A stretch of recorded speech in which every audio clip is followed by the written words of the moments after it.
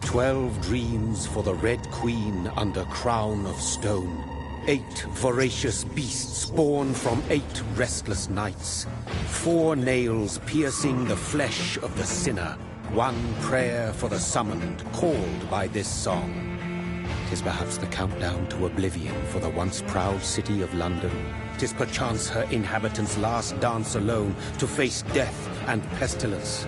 Confronted by the eerie and unknown, mortals became desperate for answers. A flock's flight makes for an omen, the falling of a star a dire presage. Turning to priests for interpretation when there was no reason to be found. When religion failed, men turned to science. I saw them build such vain cities, crafting machines made for endless war. New questions flourished as old answers withered. What is darkness but lurking sun? What is wall but enslaved stone? What is glass but tortured sand? What is song but a call to arms? What is hate but jilted love? What is life but death pending?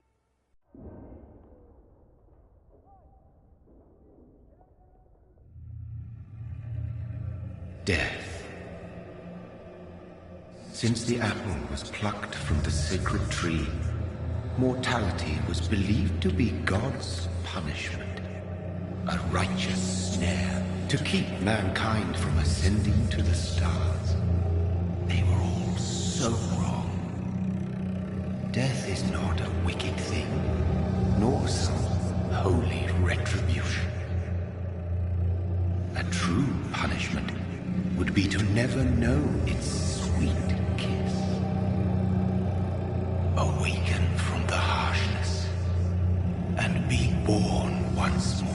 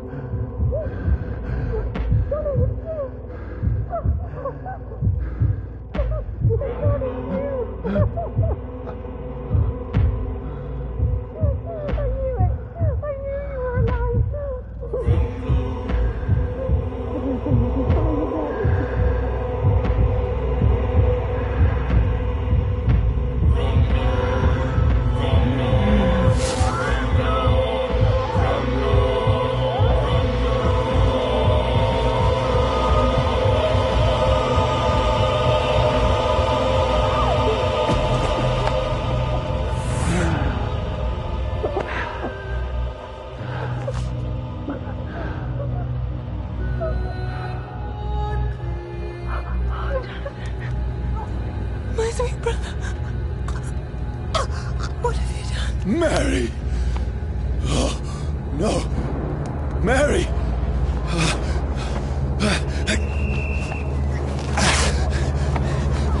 Hold on! Please, hold on! Oh, God. Oh, no. Mary.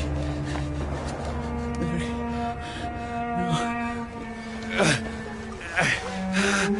No. No. No.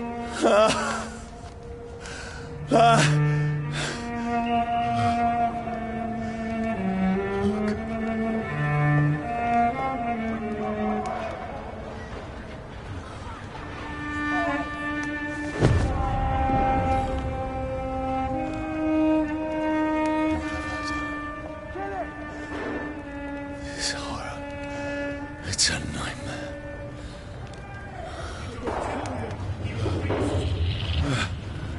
No! Please, a moment, let me explain!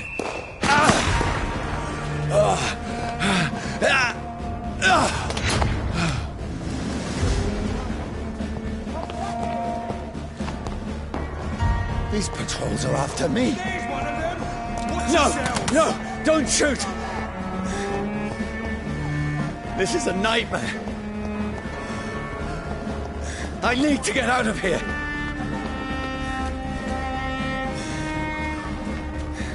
This can't be happening.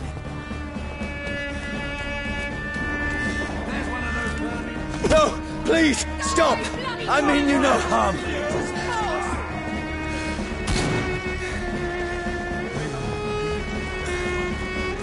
What's going on?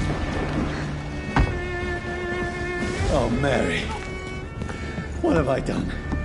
What's all this about? Shit, where'd it go?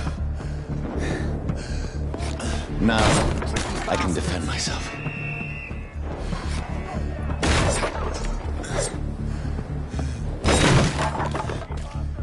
Where'd it go? Kill that thing! Who are you? Stay back! Sorry, but you left me no choice.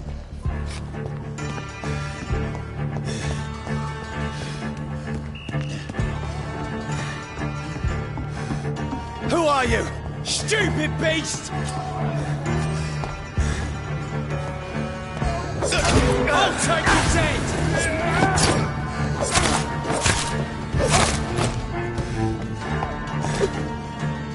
Sorry.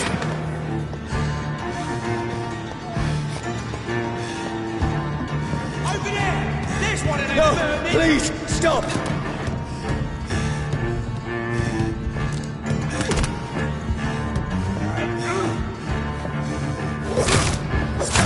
Who are you? Murdering bastard! What do you want?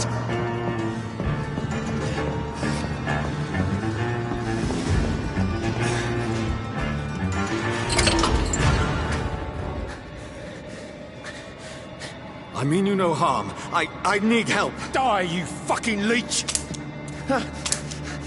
Please, listen to me. I can't make any sense of this. Shut up, beast! Who are you? What is this all about?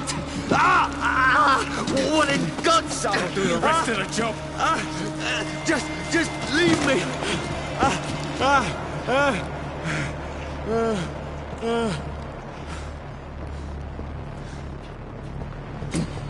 The sun. It feels like it's burning me to the bone.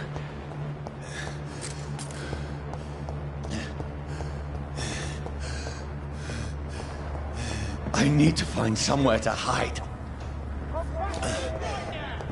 Let me go!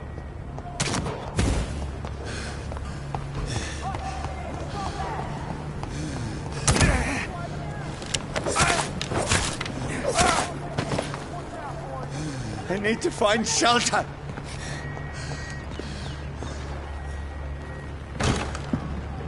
Is anybody there? What is this place?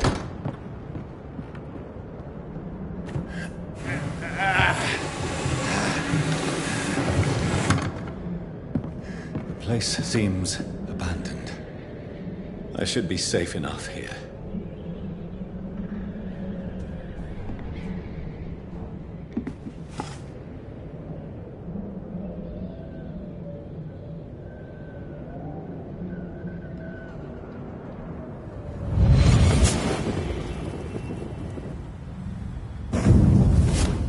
Brother, what have you done? Mary! Mary! Mary, I'm sorry. Whoever did this to us, I will find them.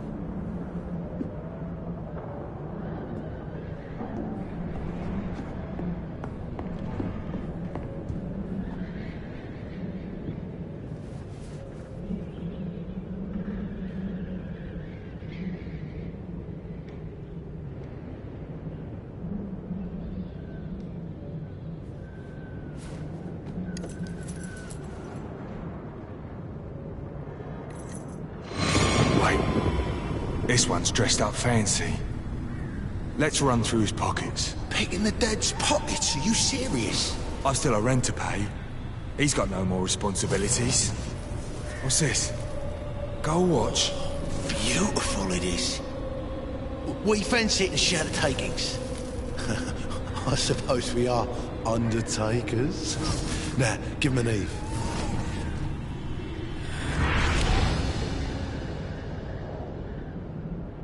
That's impossible.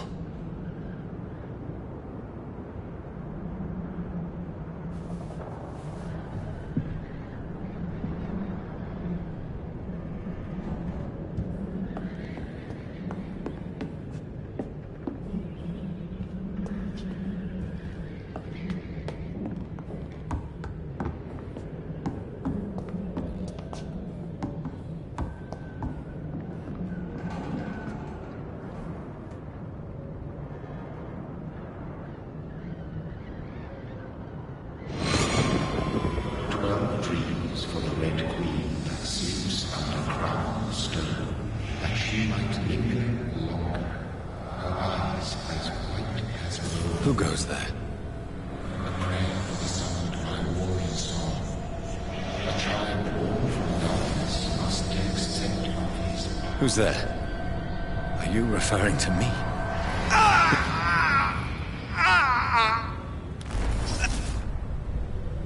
No! No! I still have so much to accomplish.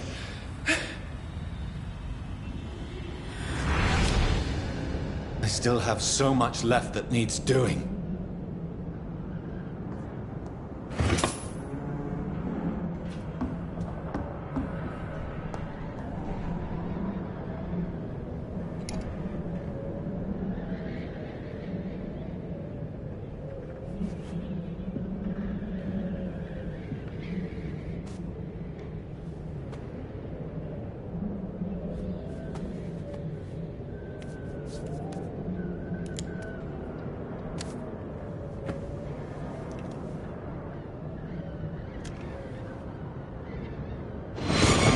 Johnny, this one's lost. We need to leave. And now! No! There's time. I can save him. That's the enemy coming! The orders are to evacuate the hospital! Done. He'll live. And now what?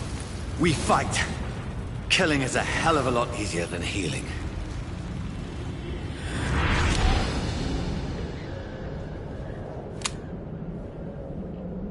No, it never got easy.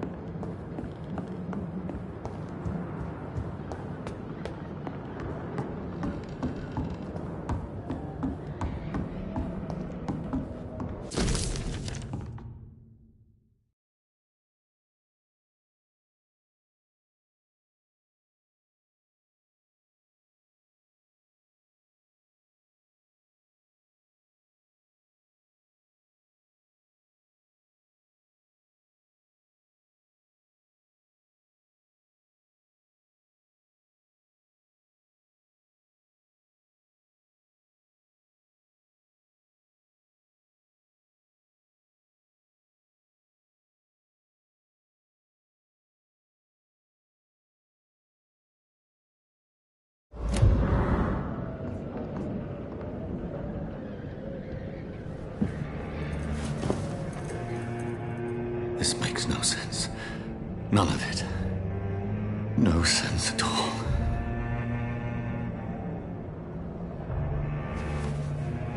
It's a nightmare. That's it.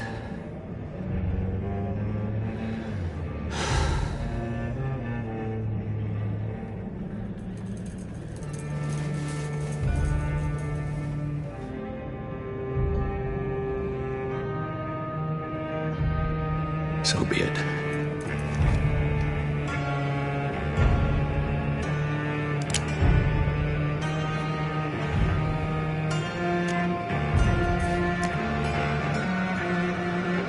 Rational thinking only.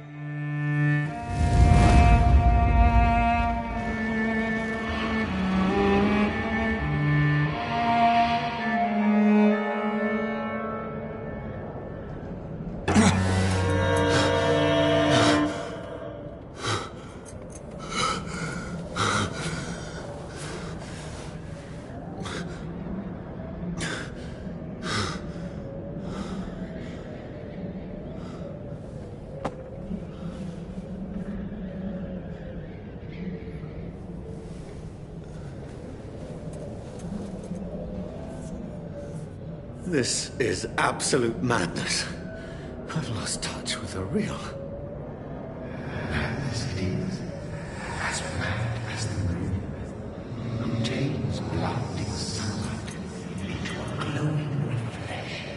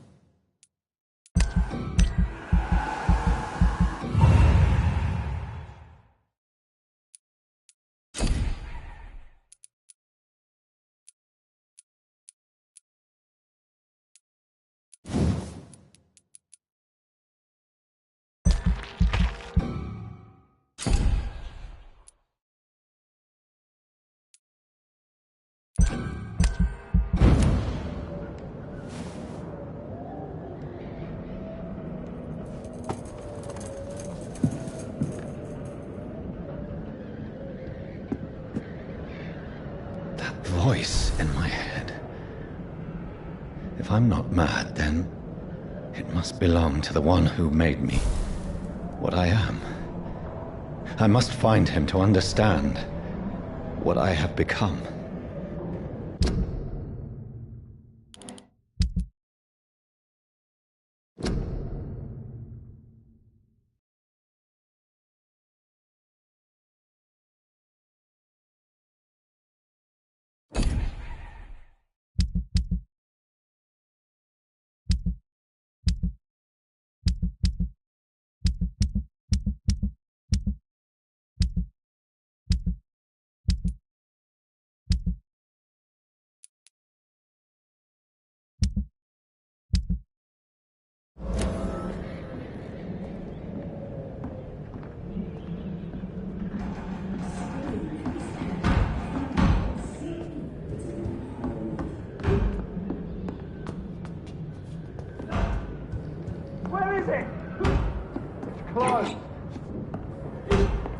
These people want me dead.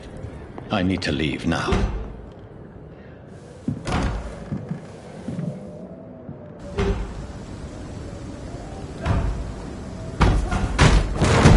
Here's the leech. Here!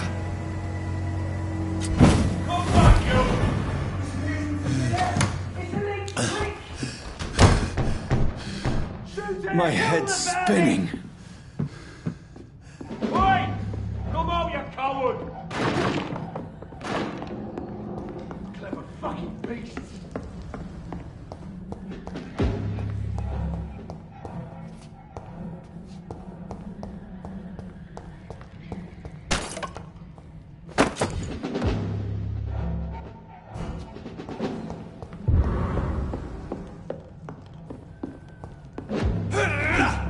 It's locked, all right. I cannot enter.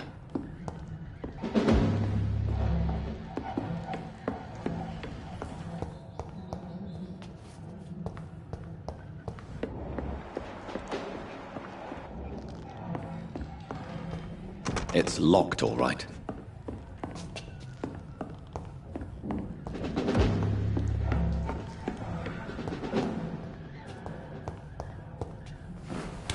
I'm still in Southwark. I must reach the West End. Go back home.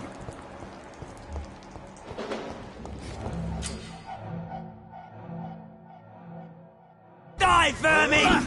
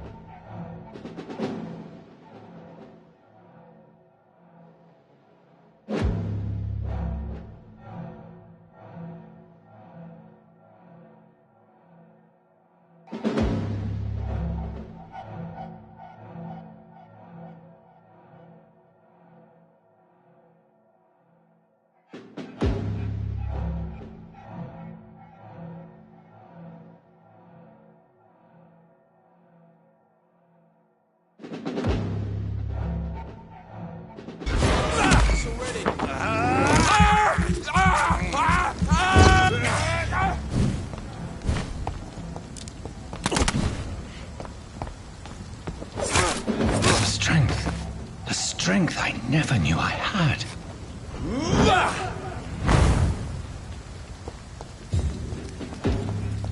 Oh, this one stinks already. See them fancy clothes? This one's a top.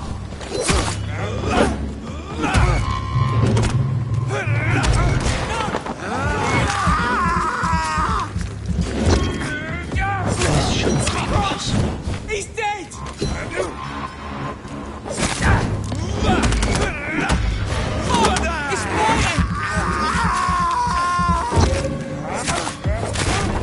Every sinew, every fiber of my being is afire. I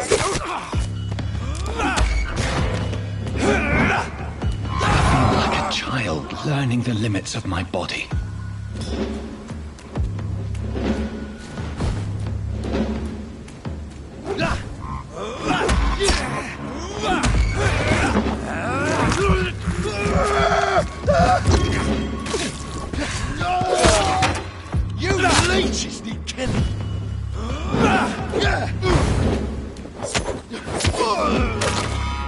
My strength, my reflexes. I'm not human anymore.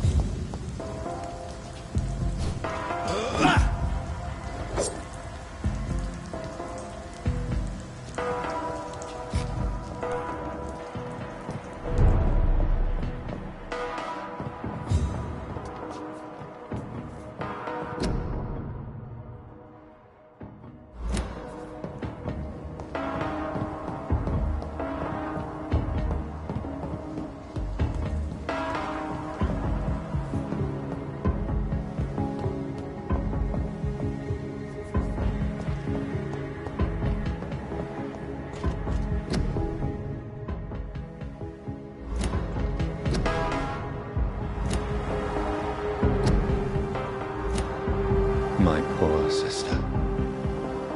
If only I had controlled my need for blood.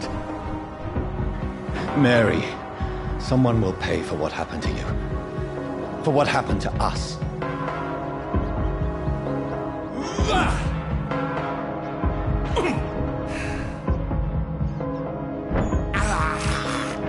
I can't believe I'm doing this.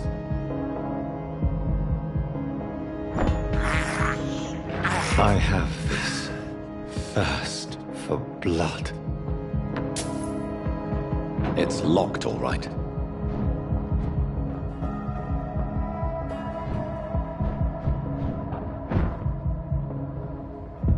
The dizziness from the jump. I can now control it.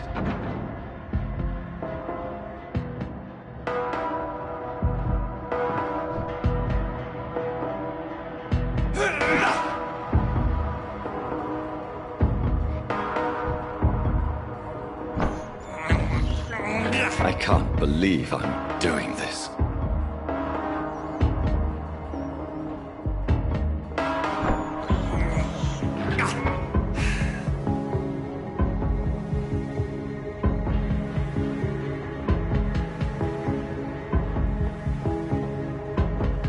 What will London have to say to me?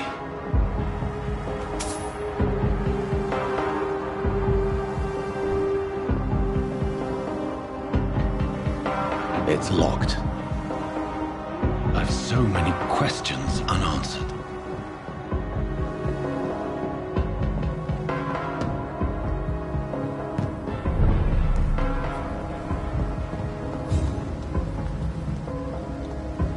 Another corpse. Have the very streets of London become a mausoleum?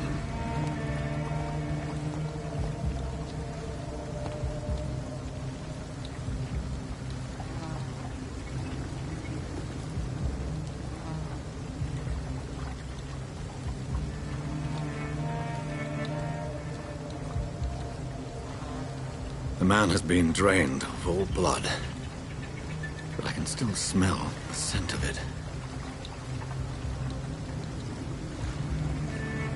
I follow the scent's trail. Perhaps it will lead me to my assailant.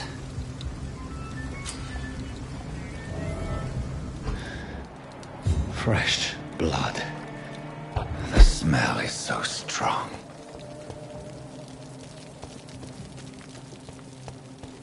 Where has everyone gone?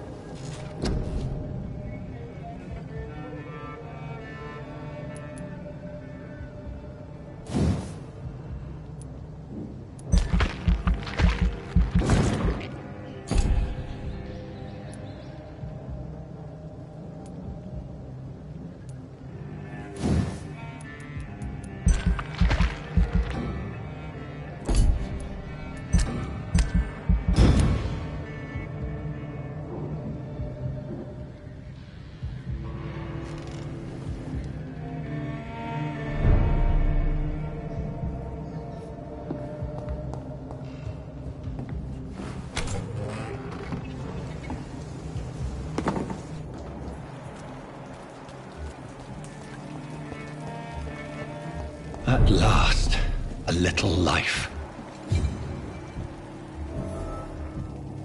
Welcome, sir, to the Turquoise Turtle. I hope I live Oh, long. God, sir, you look like Jonah's whale just spat you out of hell. Can I get you a drink? No, thank you. I'm not thirsty. Well, grab a chair and get some rest. This is going to be another long night. Where am I? Where is this place? You're at my bar, sir, the Turquoise Turtle. The last ray of light in this dangerous part of town. Aren't you scared? Scared of what? All the bad shit happens out on the foggy streets. And I never go outside. So you're open all night? Yep. Figured people might need a place to rest in these dark times.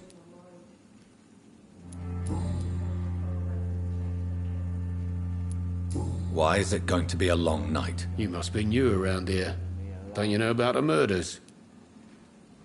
Tell me more about these murders. Every morning for the last few weeks, bodies have been found. And those poor sods didn't die of flu. Do the police have any leads on a suspect? Even before the outbreak, coppers never came round here.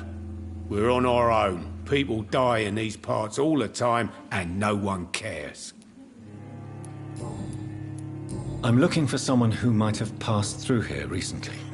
Wondered if you might help. It's been quiet tonight.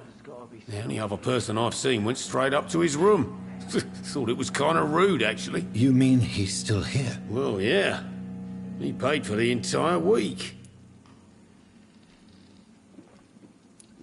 Who is this man?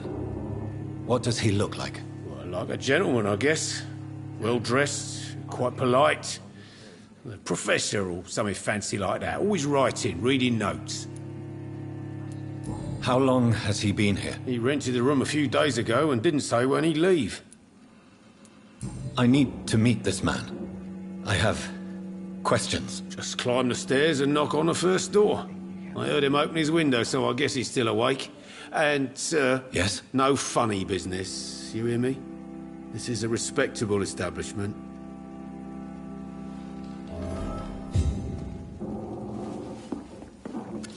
Good evening, sir. I wondered if I could ask for your help. Wow, you look like you need a drink. Yes. I apologize for my outfit. It's been a long night. Been there, seen that. Don't worry, things can only get worse. Has anybody entered the bar recently? Can't say. Sorry. I spent the night making love to that gorgeous bottle, see? This is important, sir. Are you sure no one has come in here in the last few hours? I don't know and I don't care. This is a free country. People still have the right to come and go, don't they? What's going on around here? It's like everybody is hiding. You must be new here. Have you not heard about the murders? Everybody fears the return of the sewer dog. Who is this sewer dog? It's the local bogeyman. Convenient answer for every crime that happened for decades. You murdered someone, blame the sewer dog, eh? You make it sound like it's a fairy tale. People will always believe in monsters. It's easier than accepting their own darkness. We can all be monsters. I'll leave you to your bottle then. Hello, sir. Are you all right? Is there any way I can help you? I don't know. Maybe you could just talk to me. Maybe you prefer to speak with Tom, then. He's more agreeable talking to strangers. What's going on around here? Where is everyone? Too many dead, sir. First the epidemic, and now all these terrible murders. The murders? What can you say about them? Bodies found in the streets every morning. Drained of blood. It's just horrible. Some say the sewer dog is back. The sewer dog? What's that? No one knows. People have always disappeared around these parts. The ancients say it's the sewer dog coming out to feed. But now he's killing in the streets. What have you heard about the epidemic? There's a Spanish flu. Yeah. Killed so many last summer. Thought we'd seen the last of it. Dozens dying every week. Are the authorities doing anything? Nothing. There are so many quarantine zones in London now. It's gotten really hard to travel across town.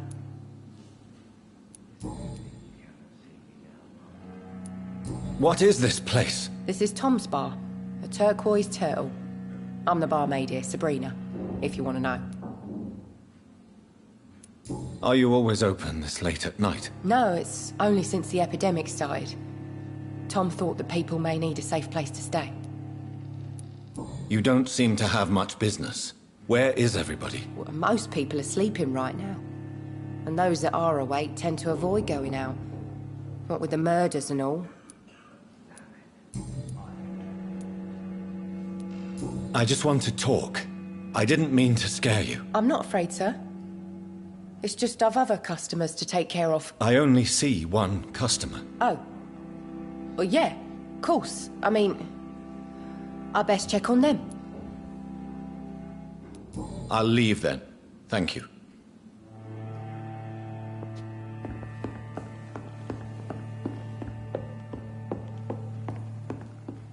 This is no place for you. Prewen has several patrols roaming the area. They do not pursue me. But they're looking for vampires, and they're most efficient. They'll not relent until the killer has been identified. I have a common objective, but I require... I think someone is eavesdropping. Are you certain? You might as well come in, whoever you are. Slowly, vampire! Who are you? I mean you no harm. Saith the vampire. Present yourself!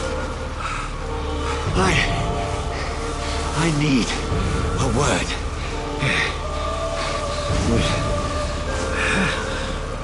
Anyone?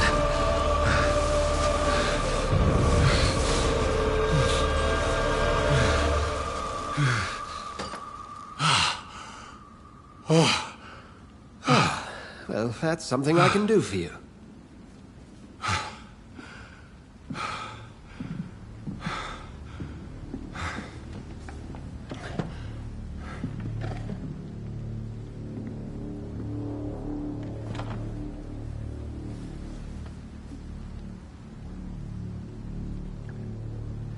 And who might you be?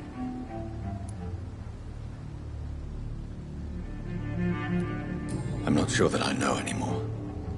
Might I at least learn the reason of your presence? That's none of your concern. Sir, you have entered my room in the middle of the night, pale as a corpse and shaking like a tree.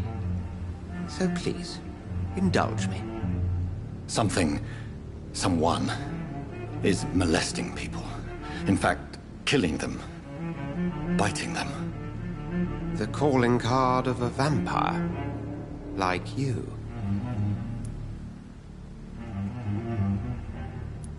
I've been hunted down in the streets and attacked. I'm a victim here, too. I believe you. Then if you are not a vampire, who or what are you? Dr. Edgar Swansea of the Brotherhood of St. Paul. I'm performing an independent investigation here in an attempt to understand precisely what is going on.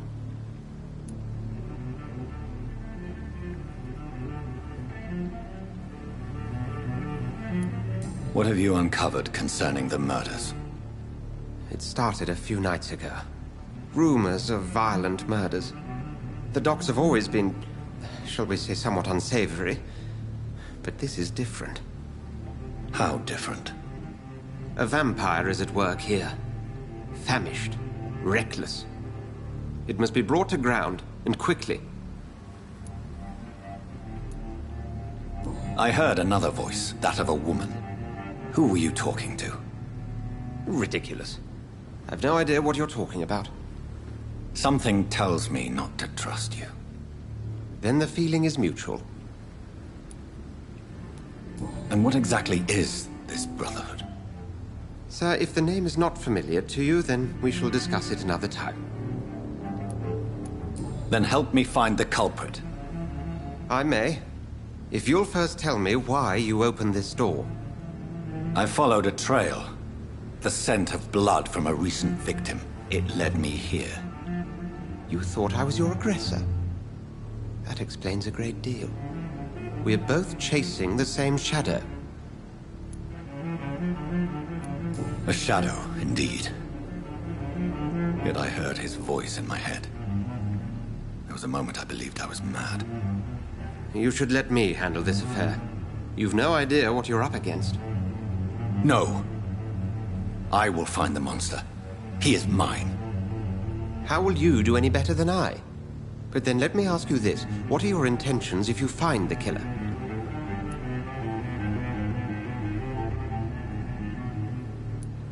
I will at last have the answers to my questions. Then I can only wish you good hunting. And pray we shall meet again.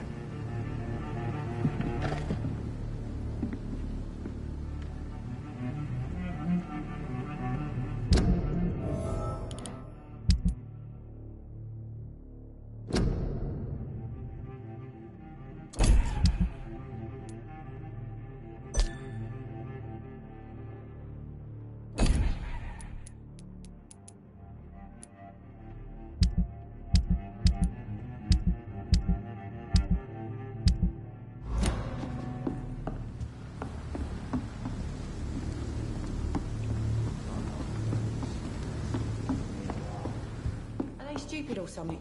If Swansea is not my attacker, it means somebody else came here tonight. Someone must know something. There's gotta be something can be done to get out. Evening, sir. Can I help you? I have a few questions for you. Well, if you must.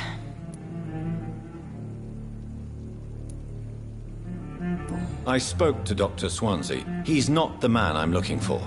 Now, I want the truth. The truth? What do you mean? I suspect that someone else was here tonight. And I don't think Tom wants to tell me about it. I'm just the barmaid here, okay? If Tom says you're the only visitor we had, then you're the only visitor we had. I can feel your fear, madam. Please, tell me what's going on. It's Will. William Bishop. He came in here earlier tonight and he... Well, I thought he was going to clock someone. What happened tonight? He was dead drunk, as usual. My God, his eyes. His face. He must have caught something awful. He shouted and cried. It was terrible.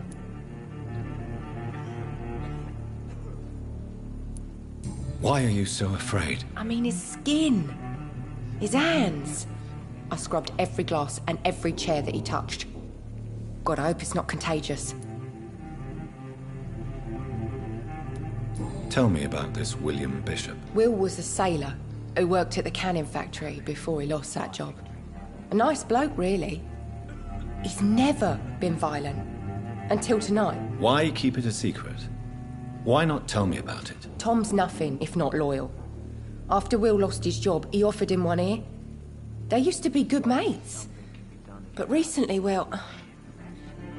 Will started to get very aggressive. I see. Thank you for your candor. I'll be sure to talk to Tom.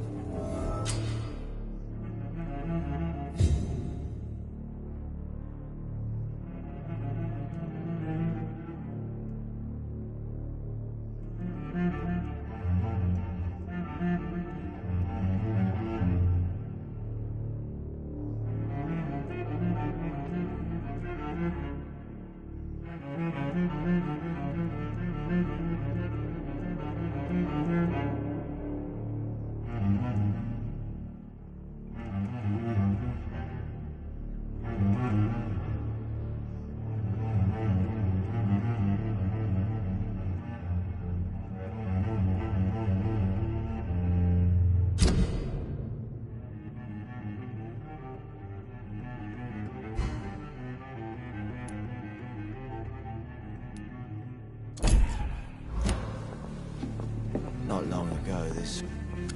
Hello, sir. May I disturb you again? And you're still ugly as sin. Has anybody entered the bar recently? Can't say. Sorry.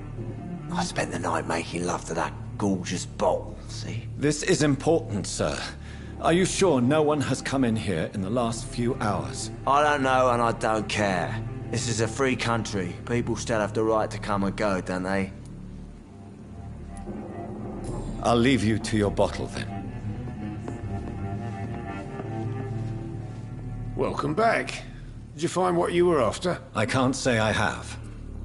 Are you sure no one else came into your bar before I arrived? Hey, I told you, you were the only other stranger I've had.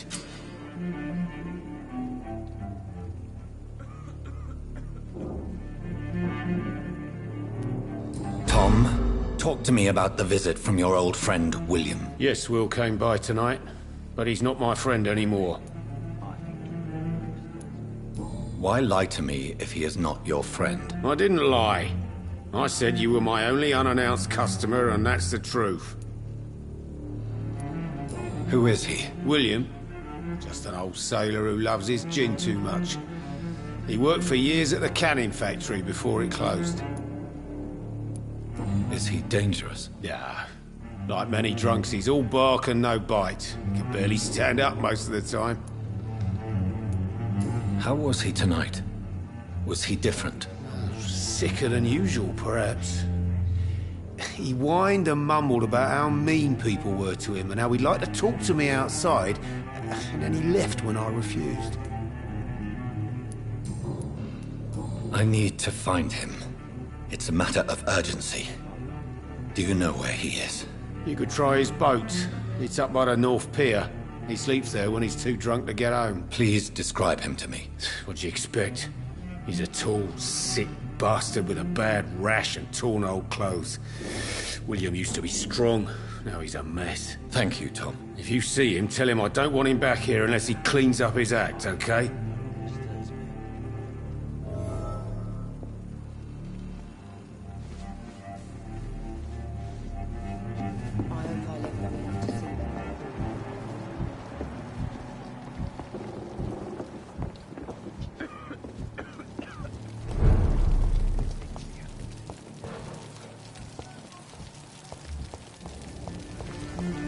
I will get to the bottom of this intrigue. What's been done to me, to this city.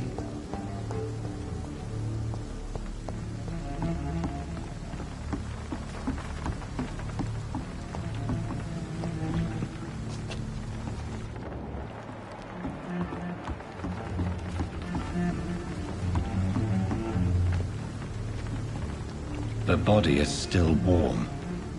This man has just been drained of blood.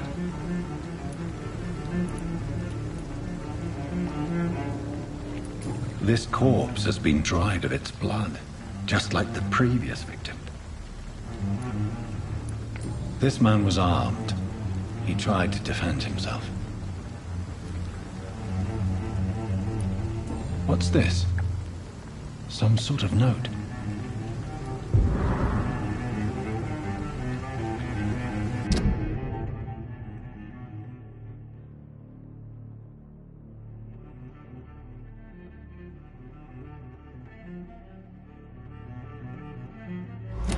These men, they're a company of professional vampire hunters.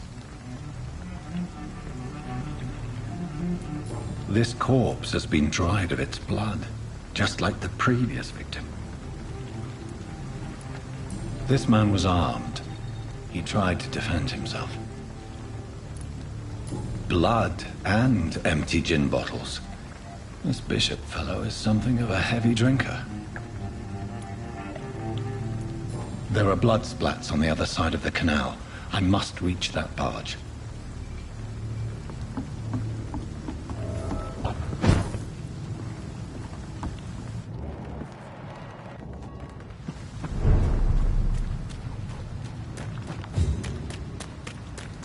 It's locked, all right.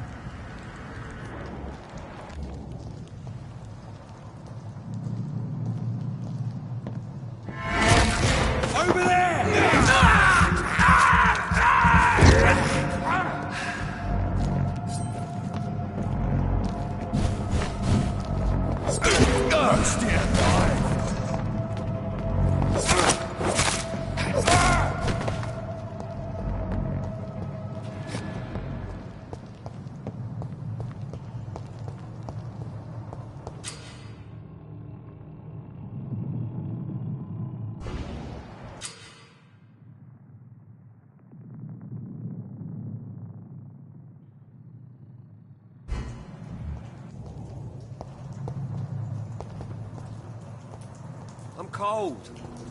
There's nothing here. Let's head back to a warm fire. Shut that foolish man. It's a leech! Kill it!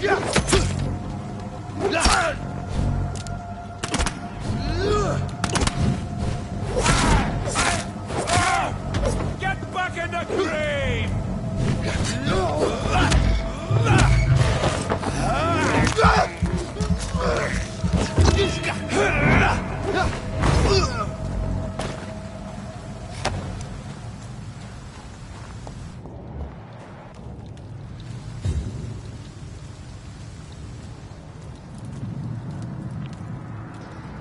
Leech spotted! Watch out, boys!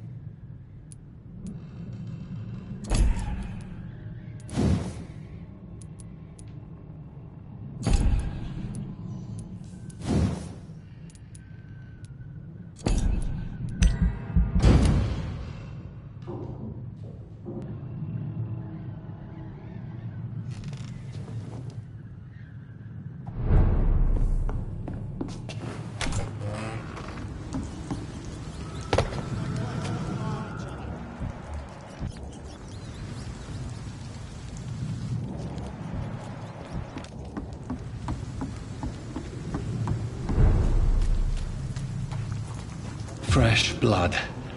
The whole building reeks of it. The scent is so strong it makes me dizzy.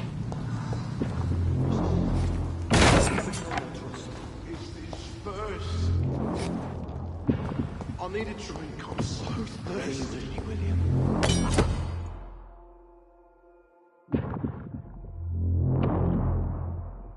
As one, we shall overcome this. This place reeks of bloodshed. Quench my thirst. I must have more. This creature is bedeviled. I must put it down.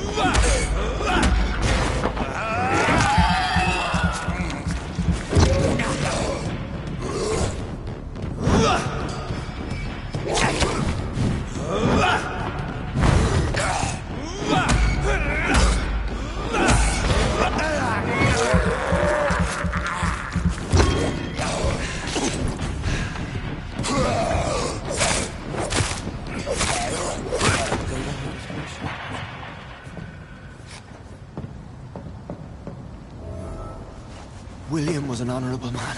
I could have saved him. Mr. Hampton, are you in there? I knew him well, another lost soul, a kindred spirit. Sir, listen to the sound of my voice. I'm a doctor. You're suffering from shock. I must return to my flock. They'll stray without me.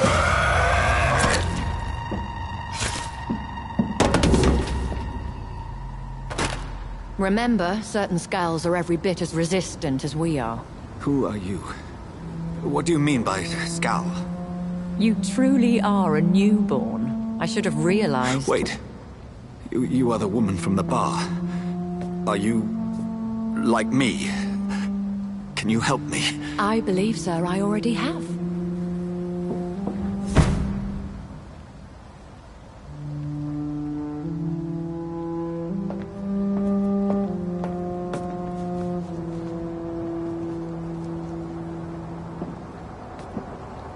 By George and the Saints, you've solved the mystery of these terrible murders. Patience, good fellows, I've come to offer help. Just give me a moment to secure my boat. We can leave this awful place. William was not the evil man they claimed. He was just taken by the thirst. He needed his drink. This man requires medical attention. We'll see he gets to the nearest hospital. No, please, I must tend to my fold. My flock needs me. There, sir. Go with the good Dr. Swansea. He's resourceful, and I'm sure he'll take good care of you. You'd best come as well. The sun is soon to rise, and you'll need a place to rest. I just need a moment. If I can learn something about what has happened to William, I'll be a step closer to understanding what happened to me.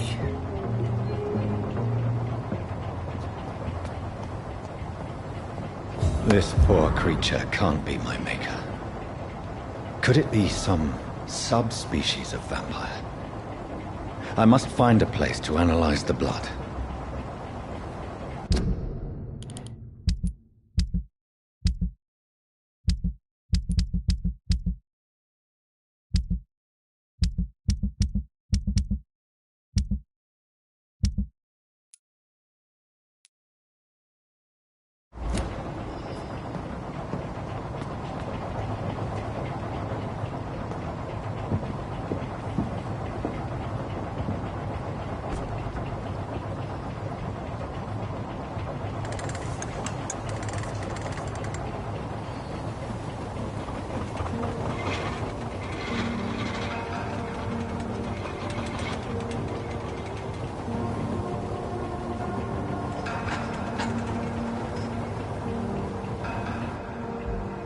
Where are we headed?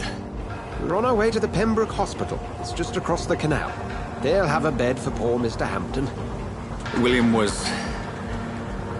what manner of creature was he? Predator, prey, villain, and victim. Who can say? The important thing is that he's been stopped. Duly noted. And the woman? What... who is she? What woman? Oh, don't play me for a fool. You used me to locate that skull. You must know who she is. I thought you a gentleman.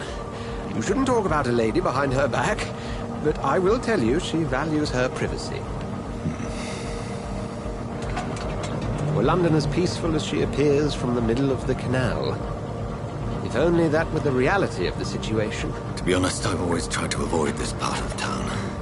Pembroke Hospital is the last bastion between the rest of London and the epidemic. The flu has decimated the East End and the war still rages. Welcome to the front lines of a plague. This is where you work, Dr. Swansea? I am the administrator of Pembroke Hospital. I thought you were here in service of your mysterious order, the Brotherhood of... Of St. Paul's Stole, yes.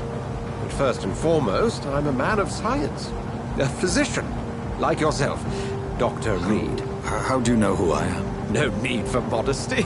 You are Dr. Jonathan Reed. A surgeon of some caliber and renown, if I'm not mistaken. You are correct, sir. I knew it! I had my suspicions. But when you took the blood sample from the corpse of poor William, I was certain. Dr. Reed. Marvelous. Have we met? I attended 3 of your seminars before the war. I have the utmost admiration for your research. And what a turn of fate. England's most esteemed blood specialist, returns to London a vampire. That word, again, from a so-called man of science. I understand. Traditionally, the role of science is to refute myth, but when myth walks among us, the Brotherhood of St. Paul has dedicated its purpose to their study. There's so much for you to learn. Of that, you are right. Well, then let me be blunt. Join my staff at Pembroke Hospital. As a physician. I suspect you'll not find a better post of employment to contemplate your predicament. This is sudden. I was returning home to see my sickly mother. But alas, that was before contracting this affliction. Dr. Reed, take a moment to consider. The post would be for the night shift, providing a good explanation for your absence during daylight hours. You'll be adequately reimbursed, and have a place to hide. I even had the forethought to bring some clean clothes. So, what do you say? It seems I have little choice, but yours is a generous offer, so I thank you. Brilliant! Oh, Jonathan, this is one for the book, and the beginning of a beautiful friendship.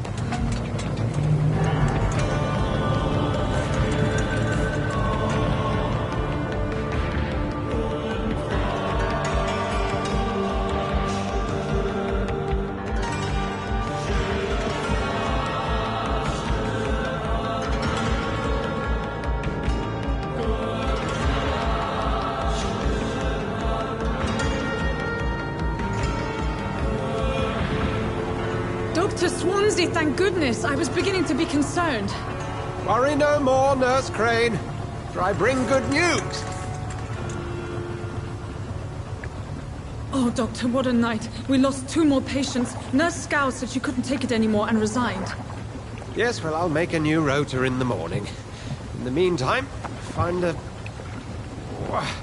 good bed for Mr. Hampton. Be sure to pay attention to his needs. Of course, Doctor. Oh, and Dorothy? Yes, Doctor? Dr. Reed here has just returned from the front. He served King and Country and will be joining us here at Pembroke. We're very lucky to have gained a surgeon of his talent, and one so experienced in blood transfusions. That is good news indeed, Doctor. Oh, yes.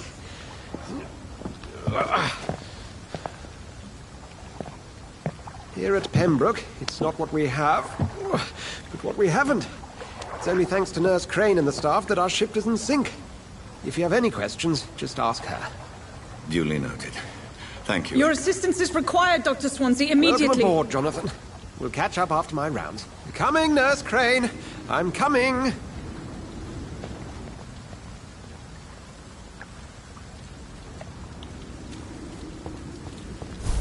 It's okay, Jonathan. I'll see you later.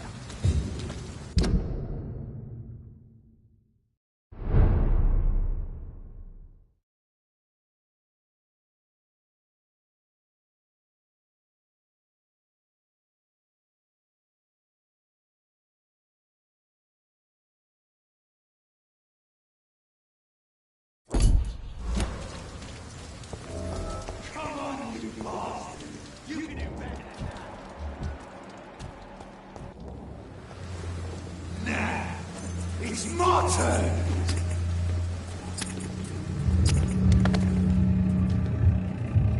Rotten or pristine, each heart contains the secret of life. Drink at this river, try it all.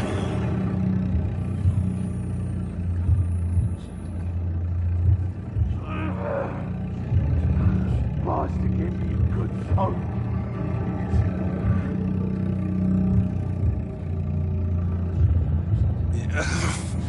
Oh, come on, you bastard!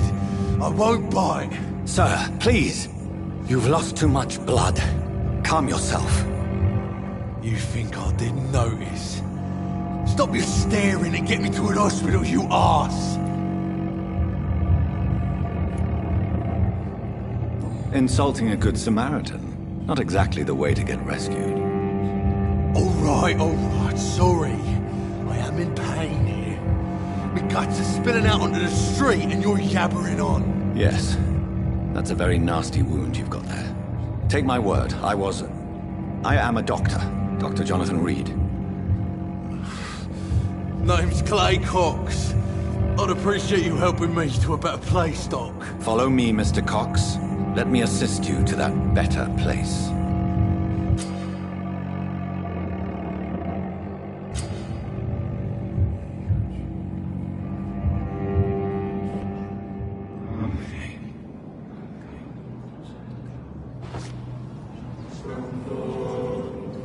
Bring this fading light into the shadows. Dance with him the dance of life and death.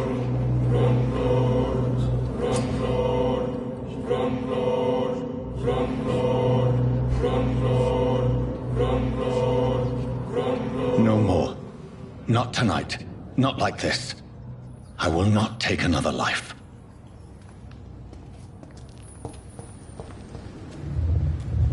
It is wise for the huntsman to sometimes let his prey go. But no famished hunter can run for long.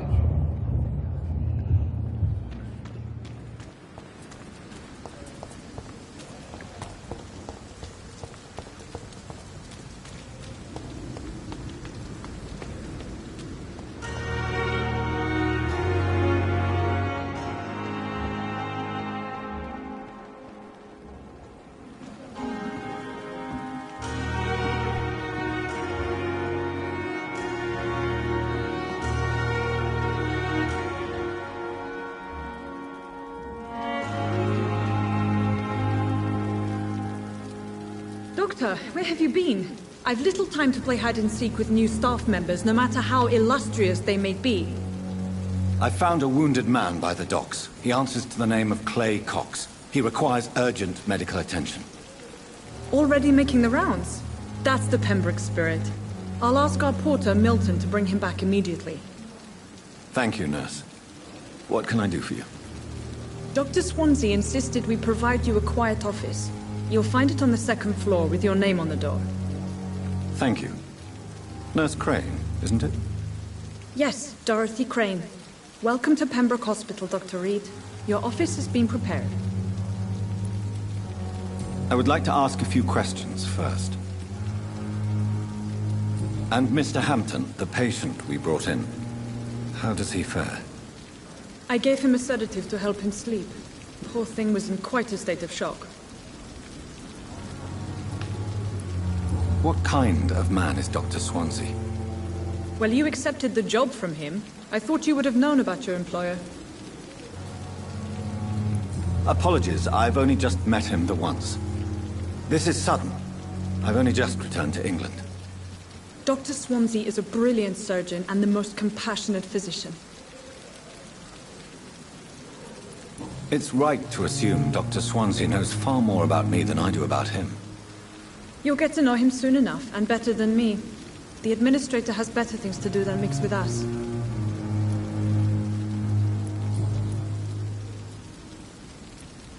If you could point me in the direction of my room again, nurse. Second floor of the hospital, left after the stairs. It's the last vacant office at the end of the corridor. Thank you, Nurse Crane.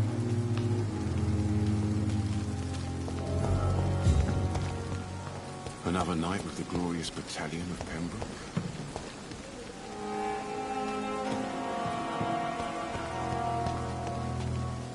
Good evening, sir. I'm Dr. Jonathan Reed. I'm new here. I've already heard about you, Dr. Reed. I'm Milton Hooks, the ambulance driver for this shithole of a hospital. That's quite a blunt introduction, Mr. Hooks. You can call me Milton. I like to speak my mind, Dr. Reed. Perk of the job. Don't judge me, and I won't judge you. I'm not sure I understand what you're talking about. Well, I'm no doctor, but I'm pretty sure a gun can't be used as a surgical instrument. You have a keen eye. I learned to shoot during the war, and have carried one ever since. Old habits die hard. No need to explain, Dr. Reed. And if you ever need a better gun, remember, I may have something for you. How is the situation around here? You want to hear the situation is all right? It's fucking awful. We lack everything, and it's getting worse every day.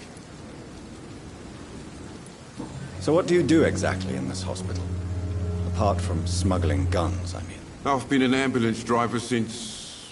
too long, I guess. I bring sick people here night and day. It's a dirty job, but I get it done. Most of the time. Since you're on the front line, how is the sanitary situation in this vicinity? It's a complete disaster.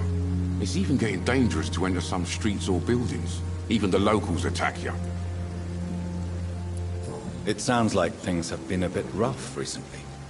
What's happened? Yesterday I got attacked by the patient I was bringing in.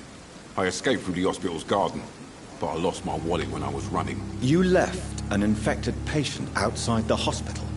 That's incredibly dangerous. Go there yourself if you want, but be careful, Doctor. I'd rather not bring your dead body back.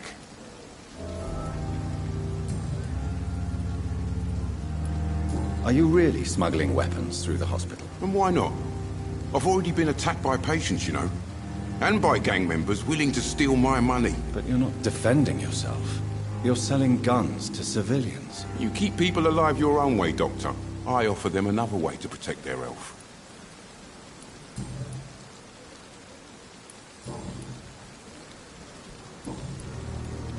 I'd like to see your goods. Wise choice, Dr. Reed.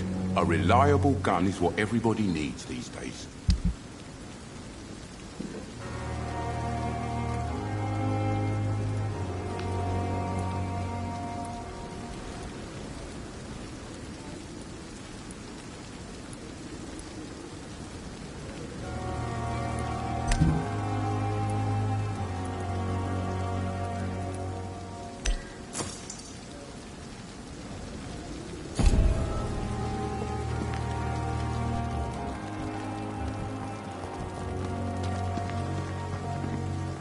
Good evening, sir.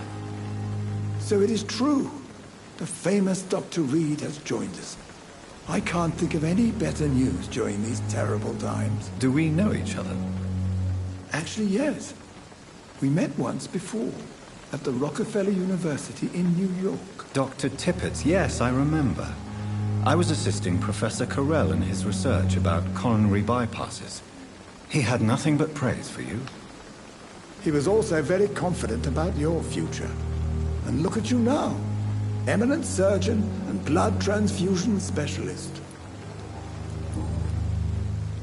What is the Pembroke Hospital situation? And please, speak freely. This hospital is not exactly the best of London. I'm sure you are used to working in a better environment.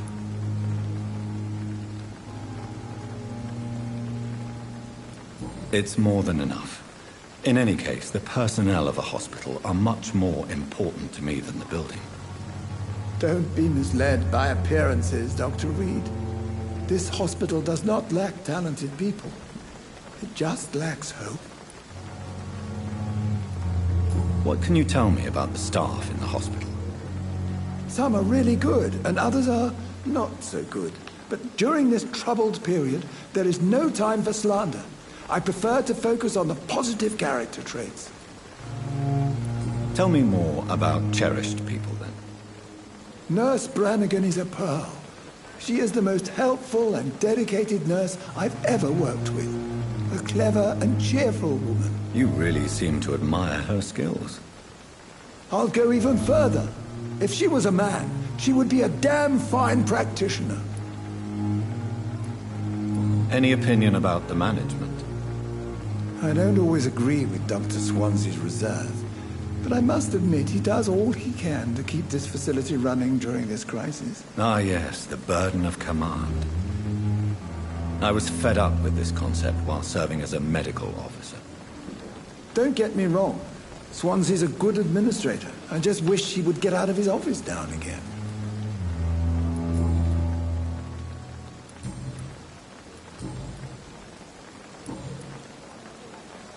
Goodbye, Dr. Tippett.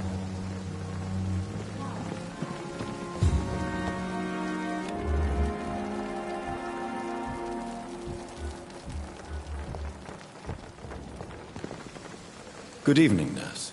I'm Dr. Jonathan Reed, the new surgeon here at the Pembroke. Dr. Swansea has already told us about you, sir. I'm Nurse Gwyneth Brannigan. Welcome to the Pembroke Hospital. Did he really? It's a good thing I wasn't hoping to keep a low profile. All members of staff have already read about your new blood transfusion technique.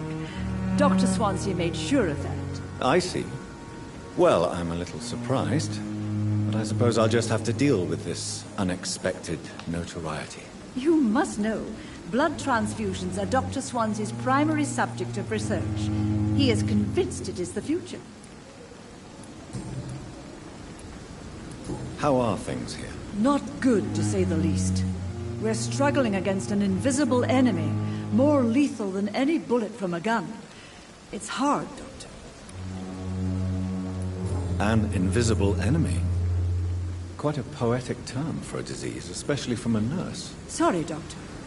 These last few weeks have been exhausting. We could all do with a good night's sleep. Do you think this hospital can survive the epidemic? We are all volunteers here, and we're trying to hold fast, but how do we beat an invisible killer? Some nurses have already resigned.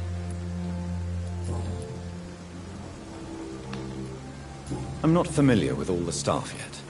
Perhaps you could help me. Brilliant professionals, most of them. Dr. Swansea has a gift for recruiting talent. Most of them?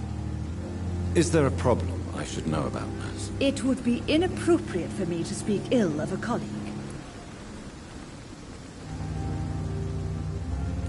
Is there anyone that stands out? Well, I have never met someone as dedicated as Dr. Tippett.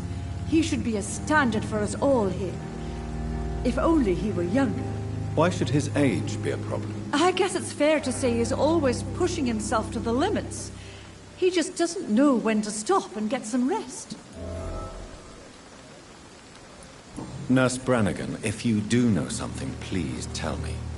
Anything you say will be held in confidence. No.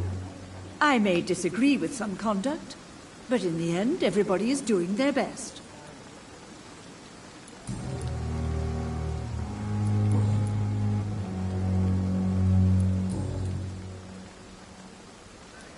Why does Dr. Tippett claim you're the main reason he keeps working, despite his fatigue? If it wasn't for him, I probably would have left the Pembroke years ago.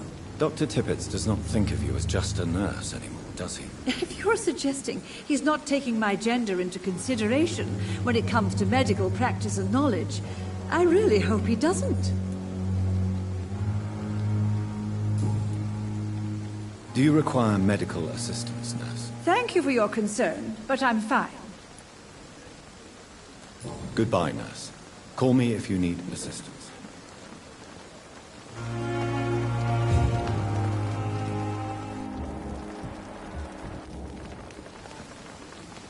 Another night. Surely I can endure another night. Good evening, Dr. Tippett. Dr. Reed, any good news to share?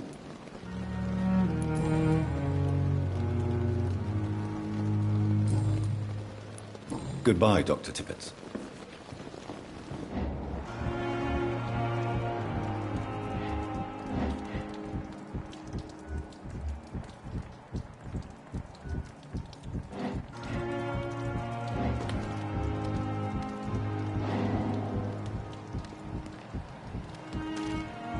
Dr. Swansea is right. This place seems perfect to conduct my research.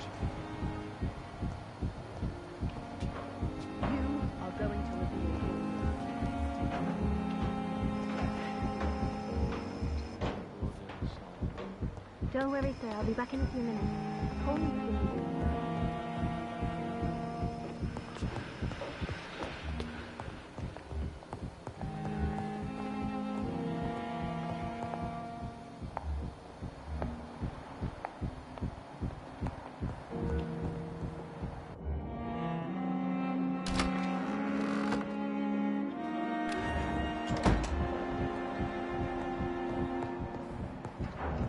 I cannot enter.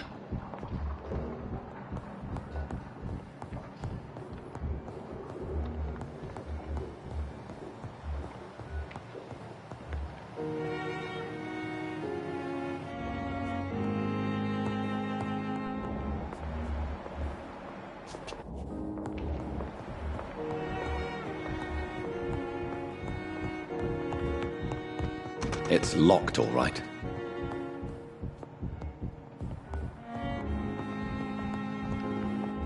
Now, please come back later.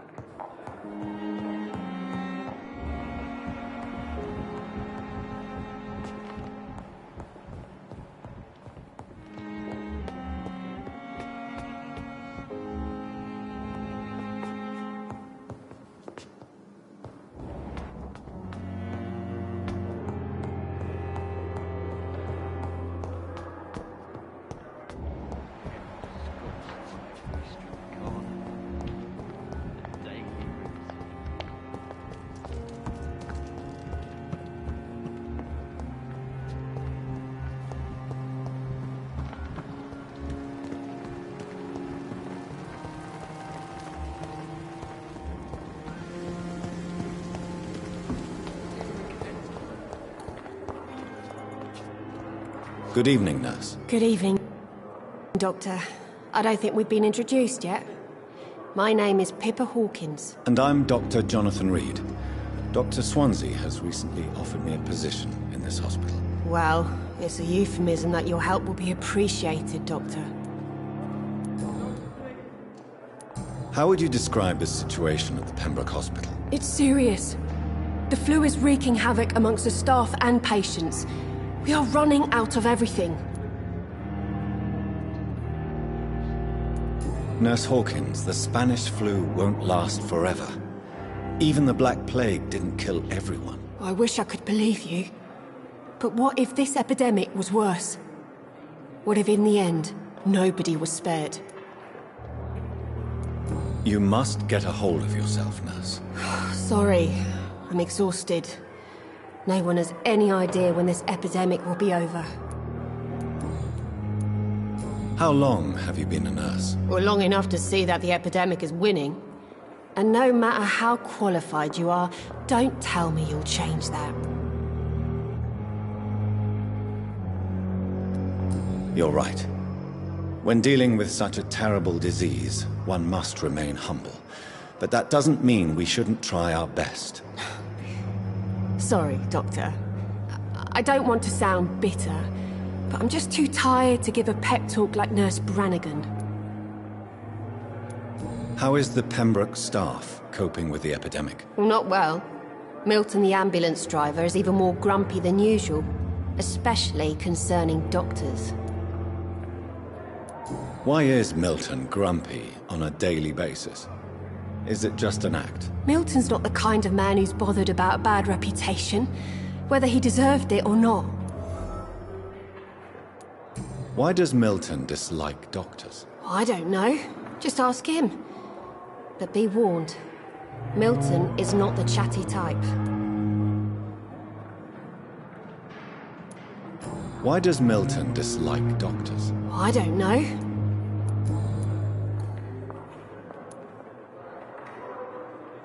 How is the Pembroke staff coping with the epidemic? Well, not well.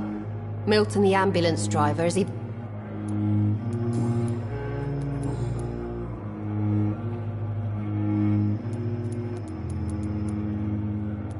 Goodbye, Nurse Hawkins.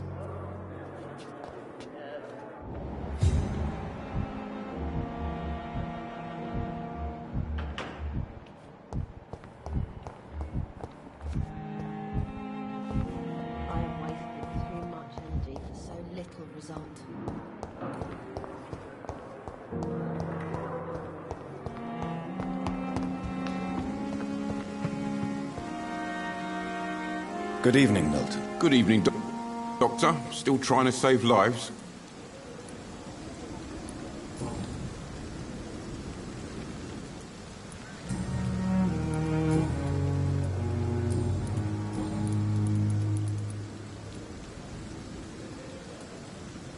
Why do you have such a mediocre reputation among your colleagues, Milton?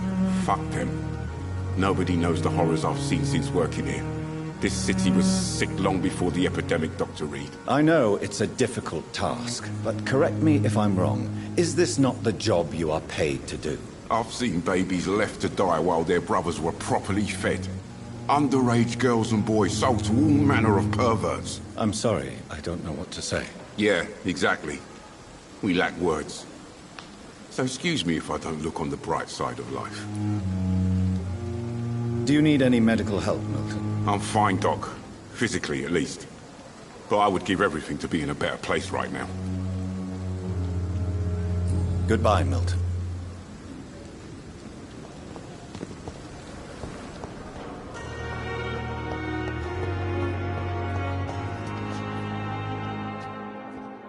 Good evening, Nurse Hawkins. Good evening, Dr. Reed. Goodbye, Nurse Hawkins.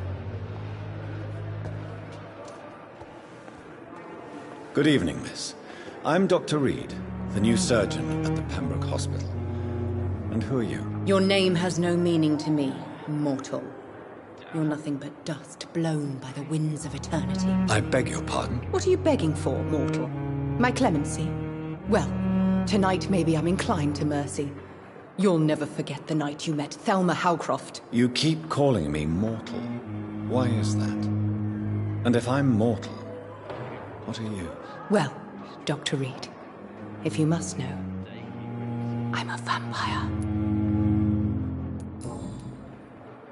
And why do you believe you're a vampire? I don't need to believe anything. It is what I am. It is what I feel within this hollow shell of flesh. Please, describe to me how you feel. What is it like to be a vampire? I can hear my body crumble from the inside as my flesh cracks and fades. I sense the last pulse of postulant blood within my drying veins. I need new blood. I see.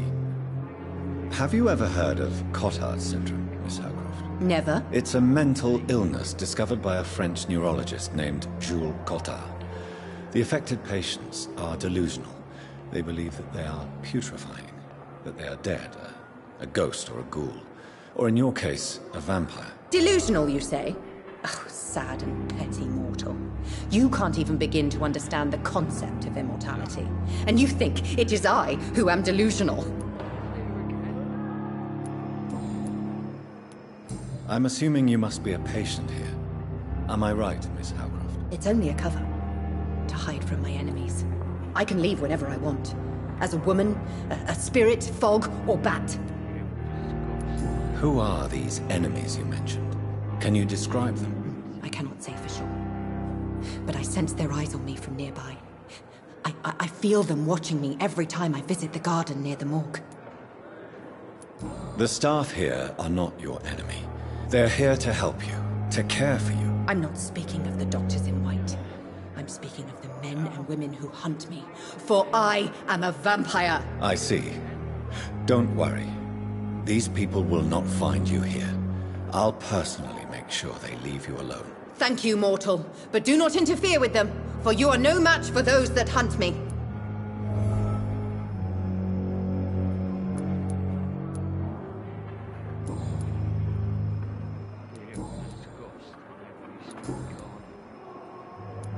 Who are you really, Miss Howcroft?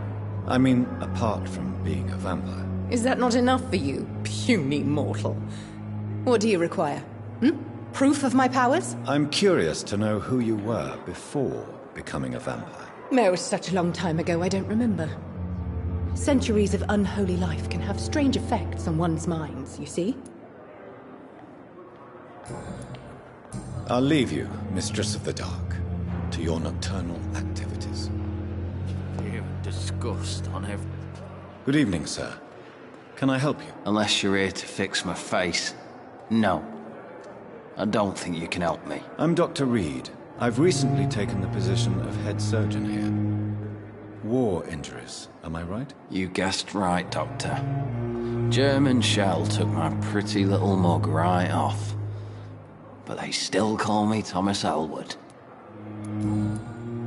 How is your stay with us, Mr. Elwood? Oh, it's bliss. I just escaped death in the trenches to be surrounded again by the moans of the dying. Can I ask you precisely why you're a patient here? It's the pain, sir. The drugs don't work. It just hurts under the scars, if you get my drift. Can I do anything for your pain? Nurses gave me a bunch of pills.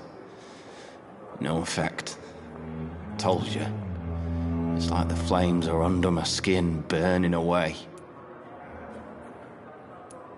Who is treating you? Is someone in particular looking after your case? Nobody since the old and tired doctor spoke to me. Started to think I was forgotten about. Wouldn't blame you. You don't seem worried by that. My face hurts so much more when I smile or cry. I've learned it's easier not to speak. But be assured I'm smiling inside.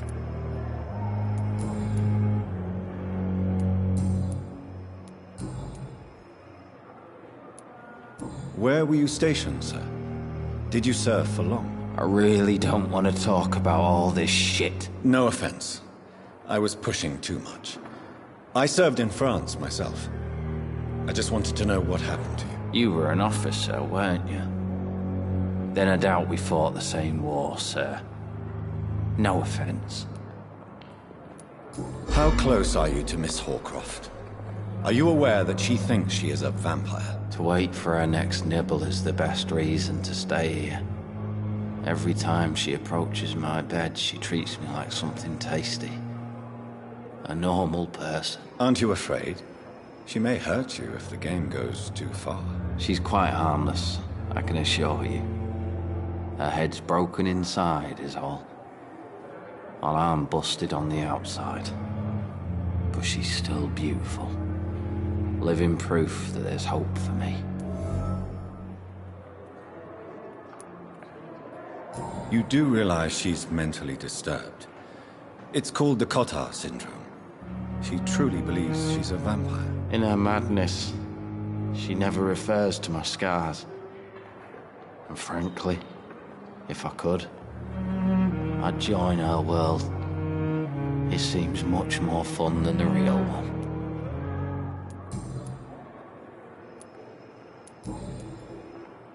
Soldier, do you need assistance? I'm fine. Just do something for this pain, will you? That's all I'm asking. Goodbye for now, Mr. Elwood. Damn. The pain. It's here again. Good evening, Nurse Hawkins. Good evening, Dr. Reed. Goodbye, Nurse Hawkins.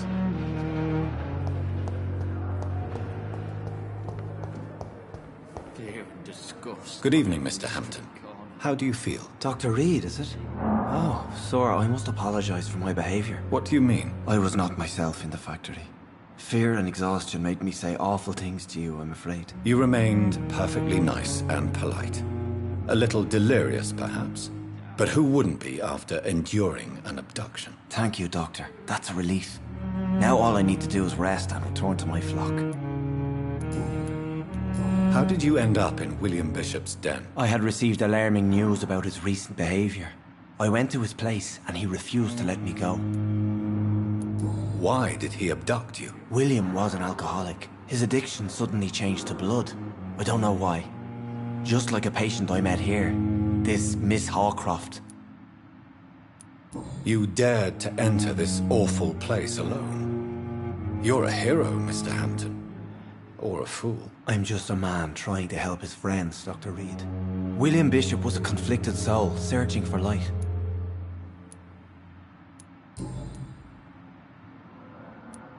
Do you know Tom Watts, the bartender from the Turtle? I met him before I found you in the canning factory. Tom? Yes, of course. Always the helping hand, good old Tom. Without men like him, corruption and despair would have wiped out the East End long ago. People are still in despair. How could it be otherwise? The authorities have left us all to rot in this contagious nightmare. No drugs, no advice, nothing. It's a damn shame. Who should I avoid in this part of town, then? Any particularly evil figures? Not really. Most men and women are just doing their best. And it's not my habit to speak ill of people I know, Doctor.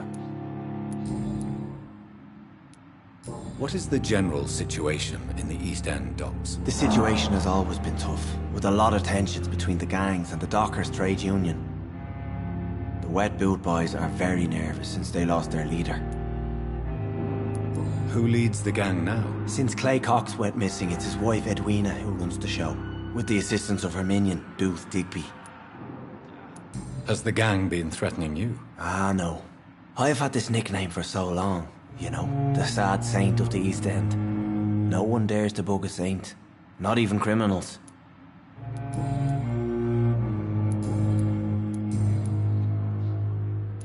What do you do for a living, Mr. Hampton? I can't help but notice the cross around your neck. I manage a night asylum for the poor and homeless of the docks, and I try to guide the lost and hesitant on the right path to our Lord. Are you a priest, Mr. Hampton? A deacon, maybe? Not at all, Doctor. I'm just a man of faith willing to preach the good word. Why didn't you use your cross against William Bishop? To repel him somehow? That's a very strange question, Doctor. A cross is no magical token, if that's what you were trying to say. Not mine, anyway. How do you feel, Mr. Hampton? Medically speaking, I mean. I feel exhausted. Beyond exhaustion, actually. William drank so much of my blood in his madness. I feel empty. You're in good hands here. Dr. Swansea is well versed in blood transfusion, and I'm sure he'll take the best care of you. Thank you, sir. I believe all I need is rest, and then I can go back to the people who need me. Have you made friends since you arrived? Not really, but I recognize Miss Harriet Jones. I knew her when she lived by the docks. That poor woman had such a miserable life. You never came to see her here at Pembroke? Receiving visits when sick can be an important part of the healing process, you know. We're not just bodies. You're preaching to the converted now, Doctor. To be truly honest, I thought she was dead. She left the docks many months ago.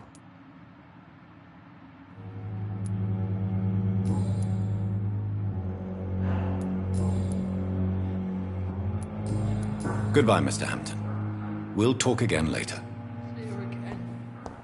I cannot enter.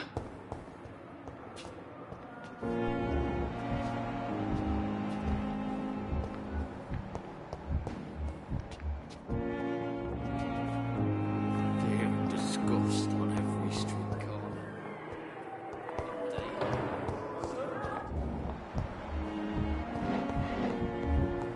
How can we be sure it'll make a difference?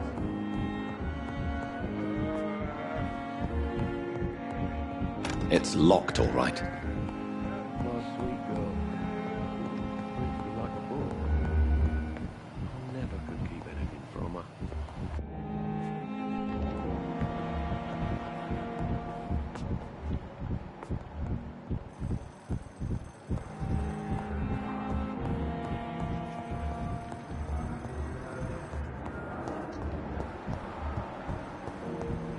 Calm the children.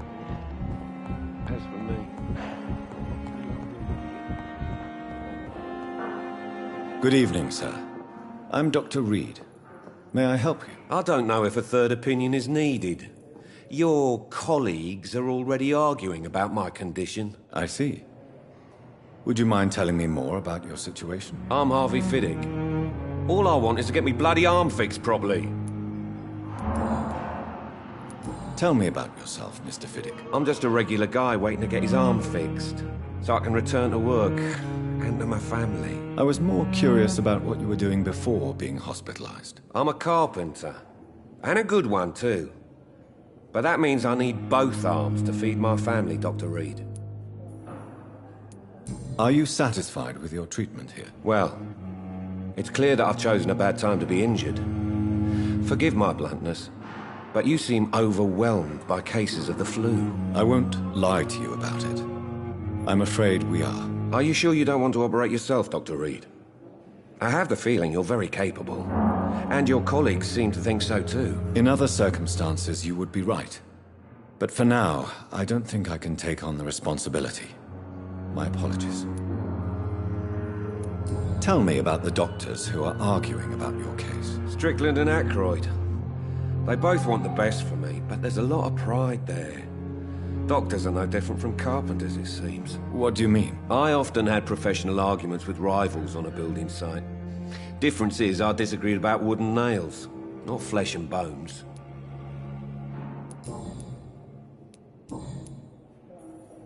Is there anything else that's bothering you? Can I help in any way? I'm all right. Considering the state of this place, I should consider myself lucky, I guess. Goodbye for now, Mr. Fiddick. I'll see you later. I will not let you down, my boy.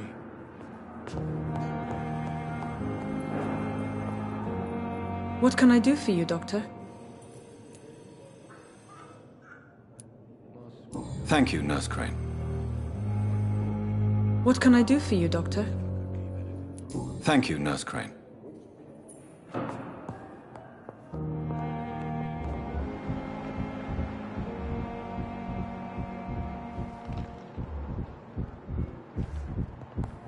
You always knew the words to calm the children, Ella. As for me... Good evening, Mr. Fiddick. Good evening, Dr. Reed. Any news about my operation? Goodbye for now, Mr. Fiddick. I'll see you later. Sweet girl. Reads me like a book. I never could keep anything from her.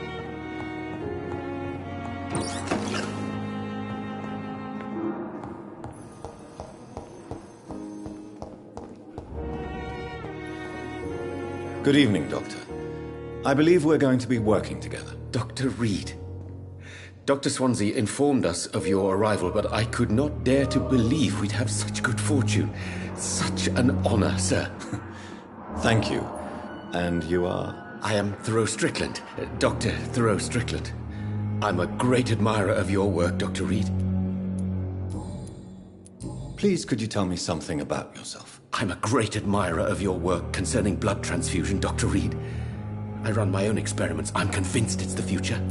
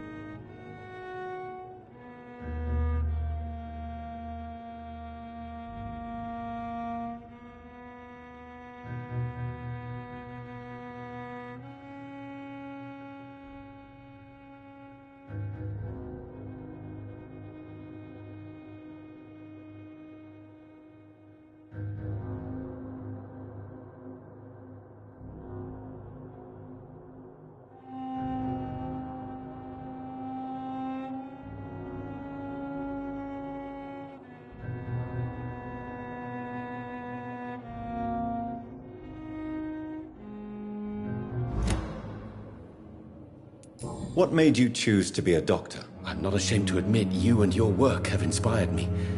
I am honored to have the opportunity to work by your side.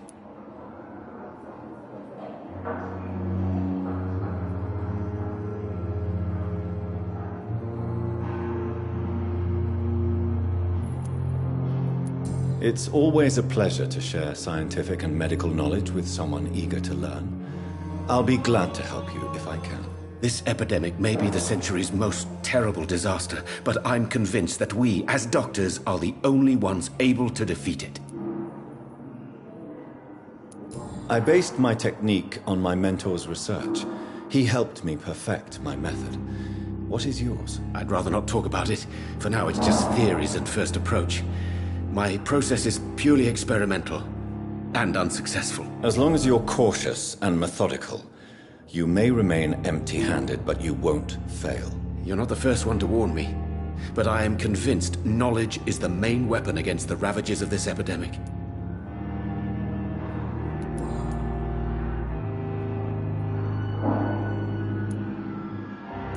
What can you tell me about the Pembroke? Well, it has always been an honor to work with Dr. Swansea. But with your arrival, I can't think of a better opportunity to learn about blood transfusion. You seem quite optimistic. It's a rare and precious attitude in these difficult times. I'm convinced that this epidemic is a test of endurance and dedication for us men of science. Questions remain about our capacity to resolve the situation. True. Last summer, during the first wave of the epidemic, I used to joke with Milton about the extra work. We're not smiling now. Do you need help with anything in particular? Well, yes, maybe. I'm waiting for a batch of products I ordered for my personal research, yet my supplier seems to have vanished. Do you want me to play the errand boy for you? Oh no, Dr. Reed. But if you went personally to his shop, what with your reputation and all, he wouldn't dare to refuse the products I need. I see. Well, give me the address, for I may pass by if I have time.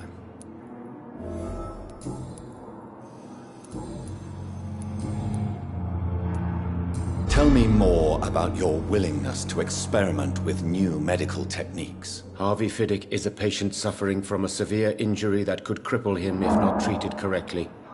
I'm convinced your blood transfusion technique could help him. What is it you really want? To save him, or to prove your point? Fair question. I want nothing but to save my patient, Dr. Reed.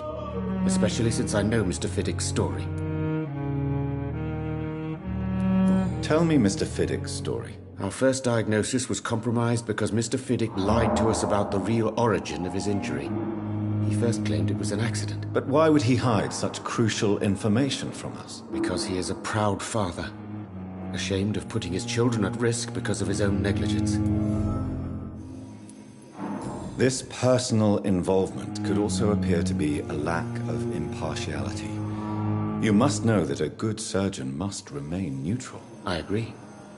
But that does not excuse Dr. Ackroyd's behavior, a man who did not even take time to converse with his patient. Do you think keeping his distance was a mistake? All I know is that I'm taking care of human beings with desires, hopes, and fears. Not some biological machine comprised of blood, bones, and flesh. Do you need my medical attention, dear colleague? You don't have to worry about me, Dr. Reed. I am here to assist you, not to be a burden.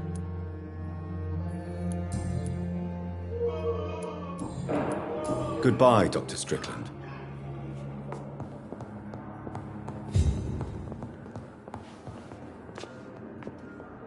Good evening, Mr. Fiddick. Good evening, Dr. Reed. Any news about my operation? Tell me about your injury, Harvey. Why do you feel so guilty about it? My wife died because of me. And now I may lose everything because I've been careless enough to hurt myself. What an arsehole. How could your job be responsible for your wife's death? I was working a double. She went out to bring me a hot meal and got caught in a German bomb raid.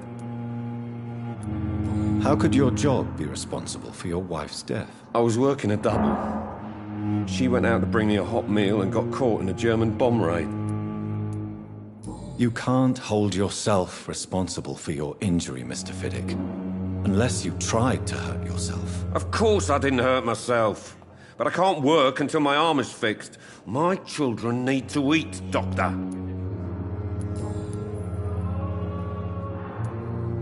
Tell me about your injury, Harvey. Why do you feel so guilty about it? My wife died because of me. And now I may lose everything. You can't hold yourself responsible for your injury, Mr. Fiddick. Of course I... Tell me more about the death of your wife, Harvey. 1915. I was in the army. Building workshops for the Royal Flying Corps. Helen was happy I wasn't sent to the front. What happened? The Germans sent Zeppelins to bomb the construction site, but they missed their target.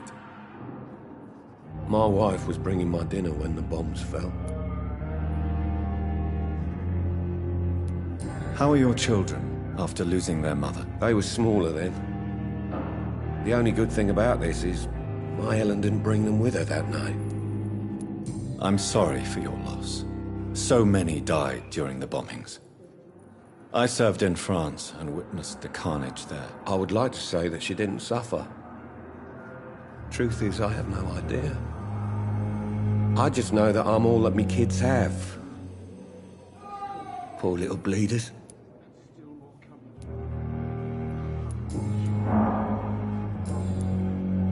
Goodbye for now, Mr. Fiddick. I'll see you later.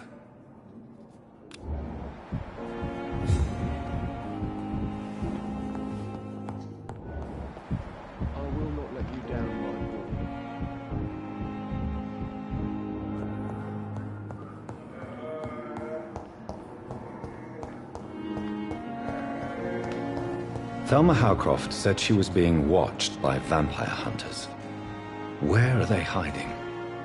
I should investigate. It's locked. It's locked, all right. Good evening. I'm Dr. Reed. Always a pleasure to meet a colleague, sir. Especially when he was supposedly dead. A colleague? Are you a doctor, too? Not anymore, sir. I used to be Dr. Rakesh Chadana. Now, I'm just Mr. Chadana, pawnbroker and humble guardian of this morgue. What do you mean, you used to be a doctor? Was your license revoked? No, sir. It is just that I like to be precise. I run a little pawn shop while taking care of the dead. But I used to be a real doctor. Are you afraid or uneasy being surrounded by so many corpses? Why should I? These bodies are empty vessels. Flesh left to decay. Poof. No soul anymore. All gone. An interesting point of view. And quite an exotic one, too. Most people fear, or at least have respect, for dead flesh. Sir, as a medic during the war, I learned to face my death and the death of others. It's the pain we have to tame, not death itself. How did you get this job? After I left the army, I worked as an undertaker down by the docks. A dangerous place with many an unpleasant business there. Milton Hooks helped me get a job here. Do you work here alone? Yes, very easy work, sir. All I have to do is watch a few bodies. The situation was very different when the main morgue was still open. Why do you have to watch these bodies? Because these poor fellows have no names. We keep them in case someone comes looking for the missing. Sadly, very rarely happens. Why close the hospital's main morgue? It was for sanitary reasons after the beginning of the epidemic. Cadavers had to be moved to the nearest mass grave.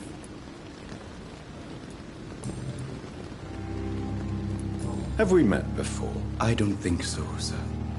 Why? When we first talked, you said you were glad to meet me since I was reported dead. Funny story, sir. Your sister came here a few nights ago. You were missing, and she was looking for your body. She must be very relieved now.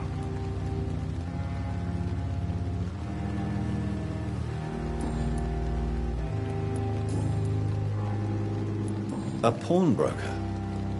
I expect you get all types of people here. Yes, sir. All kind of people. For I sell all kind of goods. Who comes here to trade with you? It's very unhygienic, even unsafe. Diseases can spread. For the customers, for the hospital. I'm very cautious, sir. I've been a doctor, remember? And all my clients are good people. In fact, I think I only know good people. What kind of goods? With the quarantine, it's not always easy to buy things. So I trade, I exchange. Some people sell, some others buy. I like to help. What kind of goods? With the quarantine, it's not always easy to buy things. Since you're not afraid of dying, do you believe in life after death, Rakesh? No. I believe we must do all the good we can while alive. For our time is short, and the obstacles are endless. Do you think you would enjoy immortality as a concept? I don't think so. Don't mistake me. I love life, and I'd like to live a long life. But everything has to decay, sir. Even goodwill. Do you really believe goodwill cannot last? As I said, sir, everything decays. If I was to never die, goodness, I would be bored or worse. And I like to be helpful, sir. Quite depressing, wouldn't you say? Yes, but the good news is, we'll all die before losing our humanity, sir.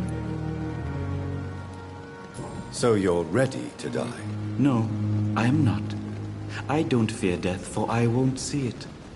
What troubles me is the pain my death will inflict to those I know. You're a wise man, Mr. Chidana. No, Dr. Reed. I am a foolish man. But I like to think otherwise.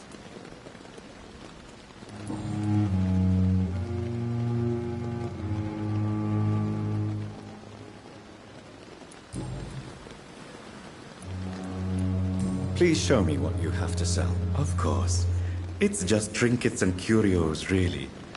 But I'm sure they can be useful.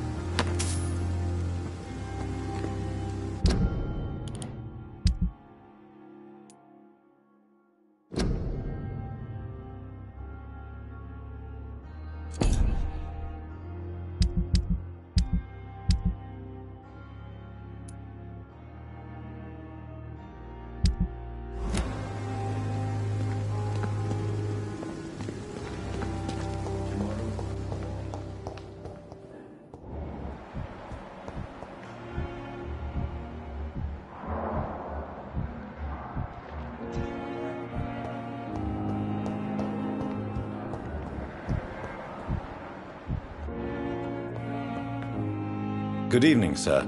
I'm Dr. Reed. I believe we're going to be colleagues. Reed? Yes, I've been informed about your arrival. I'm Waverly Ackroyd. Welcome aboard, I suppose. Does my arrival inconvenience you in some way, Dr. Ackroyd? Let us just say that I don't particularly share Dr. Swansea's enthusiasm for hiring you. What we need here are reliable professionals, not overrated dabblers.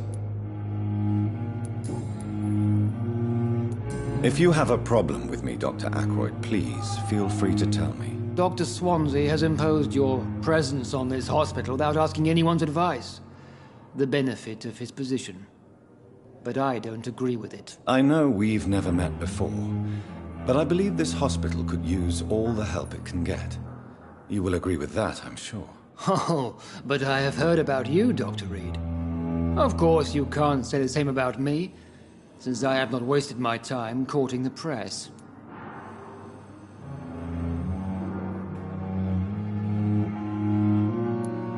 There is no need for such animosity between us. Don't you think the epidemic is already enough to deal with? That is one point we could agree on. And that is precisely why I want to be sure that you will be of help to this hospital instead of a burden. Since your tenure in this hospital is longer than mine, perhaps you can tell me more about this place. Let's just say I'm tired of the carelessness around me.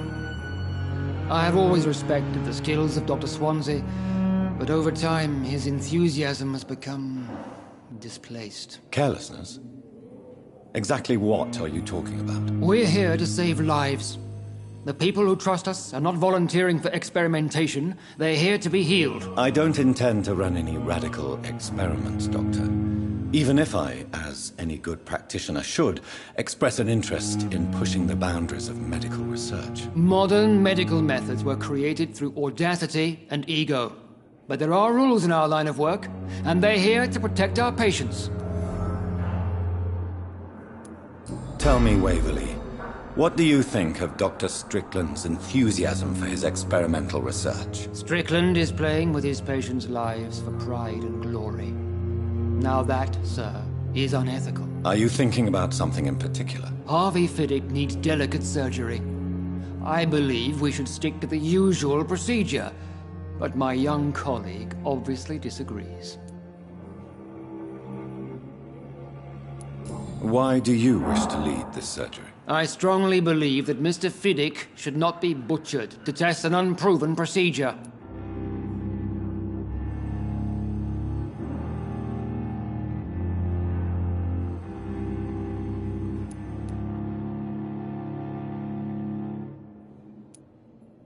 If you are going to lead this surgery, I'm trusting you to assume the consequences of your actions, whatever the result. I'm not the kind of man who runs away from his responsibilities, Dr. Reed. There is no need for you to be looking over my shoulder.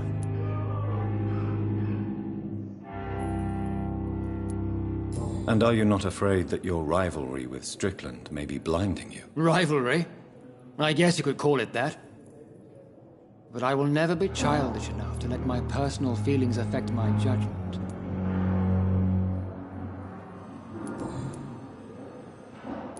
Tell me, Waverly, what do you think of Dr. Strickland's enthusiasm for his experimental research? Strickland is playing with his patients' lives for pride. Are you thinking... Harvey...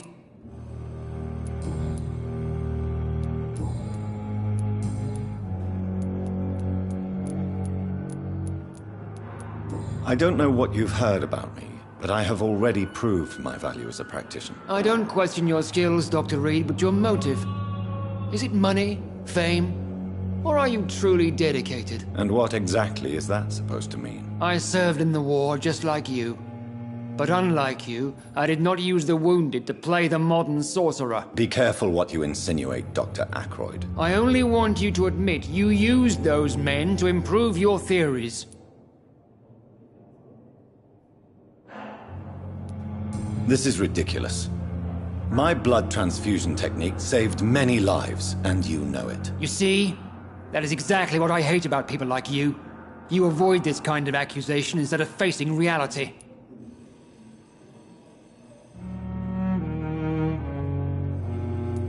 It seems you have bad memories of your military service. I refuse to see this industrial slaughter as scientific progress. War only reveals the worst in men. We can at least agree on something, Dr. Ackroyd.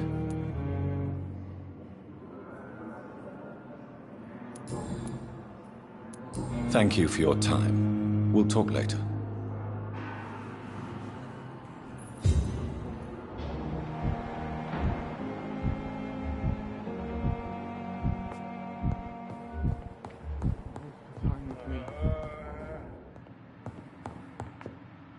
Good evening, madam. Can I help you? It's my son who needs you, sir. I'm Dr. Jonathan Reed. How can I help your son? I'm Beatrice Goswick, mother of Mortimer Goswick. Could you check on him, please, Dr. Reed? I've heard much of your talents as a physician. What can you tell me about yourself, Mrs. Goswick? Not much to say. Just take care of my Mortimer and I'll cover all the expenses. That's all that matters. Are you really that rich? Most of the patients here are of a more humble origin, if I may say so. Yes, thanks to my husband. May he rest in peace. I can cover any needed medical expenses. May I ask if you have an occupation, Mrs. Goswick? I'm a teacher by profession. I teach young women who are more ambitious about their futures than their families. What do you think of your reception here? Any complaints? I have had the uttermost reservations about this hospital since we arrived. But we had no other choice, considering the state of emergency. Is there something in particular that's bothering you? Some of the staff were not especially welcoming. I suspect they're not accustomed to dealing with patients of such social standing. Tell me more about your arrival at the Pembroke Hospital. What gave you such a bad first impression? The ambulance driver was quite rude, for a start. And that nurse, Miss Hawkins, seems to have quite a dubious attitude. What do you mean? She managed to secure a bed for my son despite the epidemic. It was a relief, but it wasn't cheap. She charged you for a bed? Yes, and I paid without question, considering the urgency of the situation. I share your concern, Mrs. Goswick. Be sure that I'll talk to the people involved. I don't expect compensation, Dr. Reed. But I'm aware such behavior would not be tolerated in other hospitals.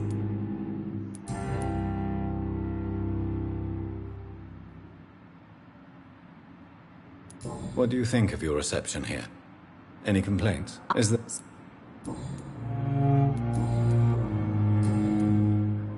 Goodbye, Mrs. Goswick. Good evening. I'm Dr. Reed. Can I help at all? No. Really? Why are you here, then? I don't want to talk. My throat hurts too much. I suppose that this pain is the reason you're here. Is someone taking care of you? Yes. And no. Could you at least tell me your name, sir? Mortimer. Mortimer Goswick. How painful is your throat, Mr. Goswick? So painful I'd rather not talk at all, Doctor. I'm sure you realize a doctor and his patient have to communicate, sir. Would it help if I gave you some paper and a pen? Not really. I see. Then maybe it's not just your throat that hurts, Mr. Goswick. Perhaps your sore throat is just the consequence of something more hurtful. Yes, maybe. But I don't want to talk or even write about it now. Why did your mother have you hospitalized here? She seems convinced this is a bad hospital. My mother just wants the best for me. She won't rest while I'm here. She'd go all the way to hell and back to help me. Pembroke Hospital may look unorthodox, but rest assured you're in good hands here. It's not me you have to convince, Dr. Reed. It's my mother. Is your mother bothering you? As your doctor, I can ask her to leave you alone if you would prefer. That's tempting, Doctor. But you have no idea what my mother is capable of. She would tie herself to my bed if you asked her to leave.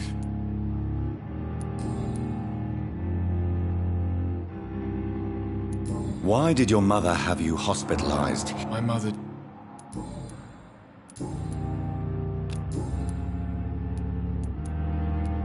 Tell me about yourself, Mr. Goswick. I don't want to talk, Doctor. I have to go now, sir. But don't hesitate to contact me if you need any help. Good evening, sir. Doctor.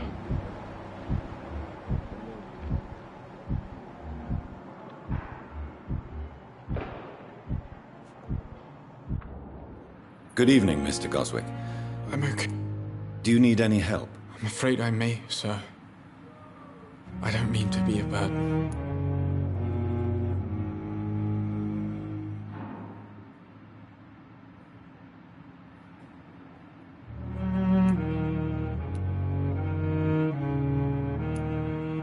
I will see you later.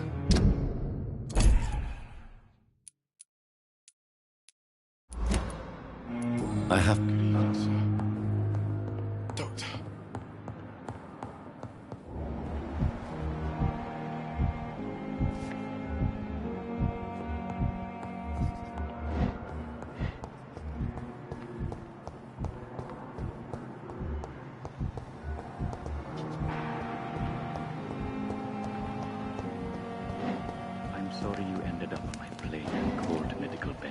I cannot enter.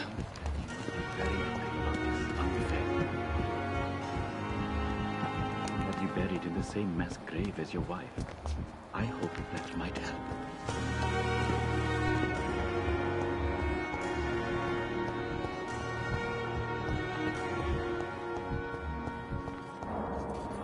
Good evening, Nurse Hawkins. Good evening, Dr. Reed.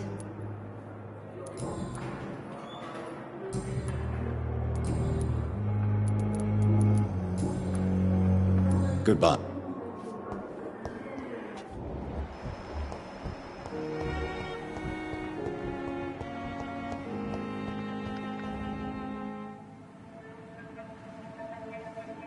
You don't mind if I search your pockets, do you, sir?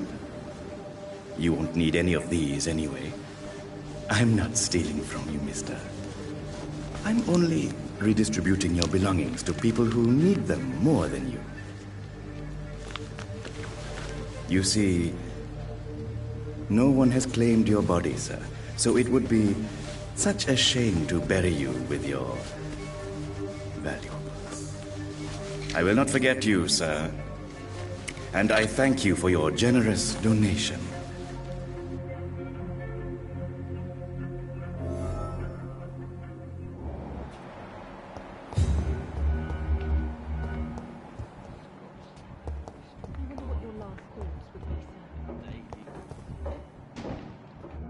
With you at our side, Dr. Reed, that Pembroke will prevail and survive this epidemic. Seem peaceful and lost at the same time. It's locked. Good evening, Dr. Reed. Such a pleasure to see you again. How dare you steal from the dead, Rakesh? Is that what your pawnbrokers is really about? These people are dead, sir. What they possessed could be useful for the living, and I'm sure they would agree if they could speak.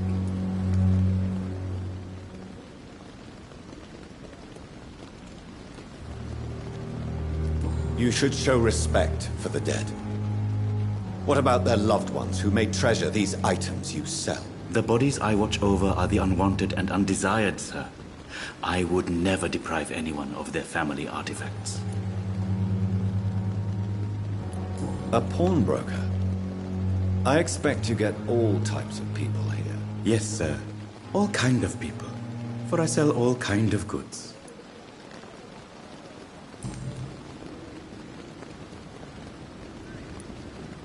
How dare you seize you should the body? Since you're not afraid of dying, do you believe in life after death, Rakesh? No. I believe we must do all the good we can while alive. For our time is short, and the obstacles are endless. Do you think you would enjoy immortality as a concept? I don't think so. Don't mistake me. I love life, and I'd like to live a long life. But everything has to decay, sir. Even good.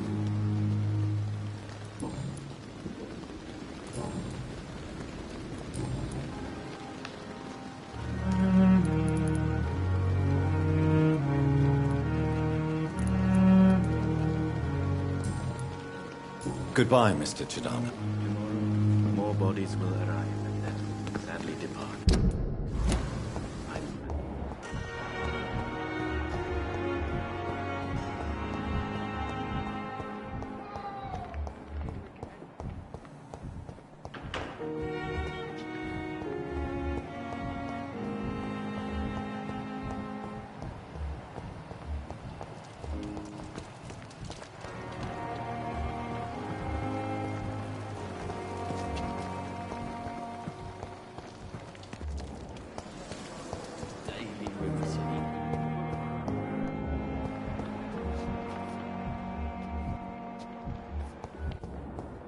It's locked, all right.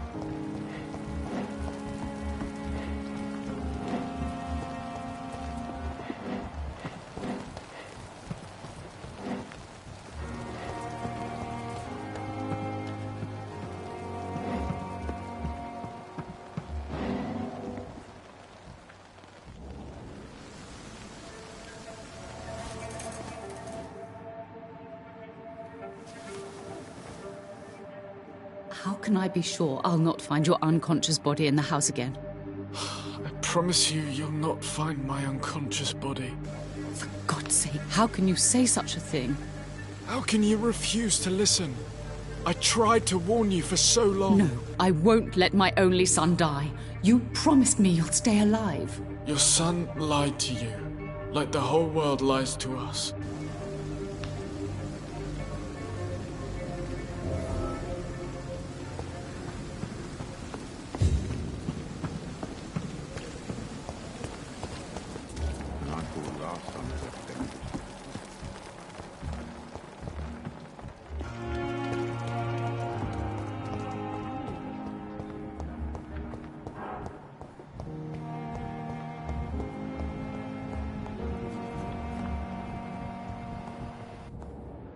Good evening, Doctor.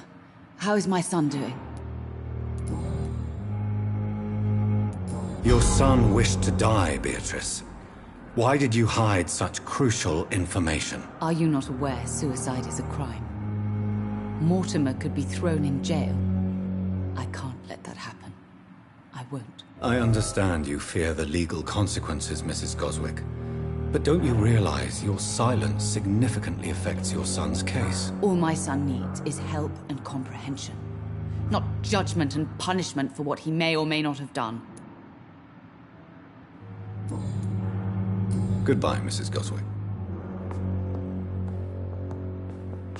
Good evening, Mr. Goswick. How are you? I'm okay. Admit it, Mortimer. Your mother had you hospitalized here because you tried to kill yourself. Yes, it's true. All right, then. This is the first time we've really shared information about your case. Shall we call this progress? Call it what you want, Dr. Reed. You can trust me. I won't report you to the authorities. My one and only concern is your health. I guess I should thank you, then. Can I help you in any way, Mr. Goswick? I wrote a letter for my mother. She was supposed to read it after my death. But I suppose she doesn't have to read it now. I see. And is this letter still near the place where you tried to take your own life? Yes. And I don't want anyone reading my last words. I mean, I'm still here. If you bring me back that letter, then perhaps we'll talk.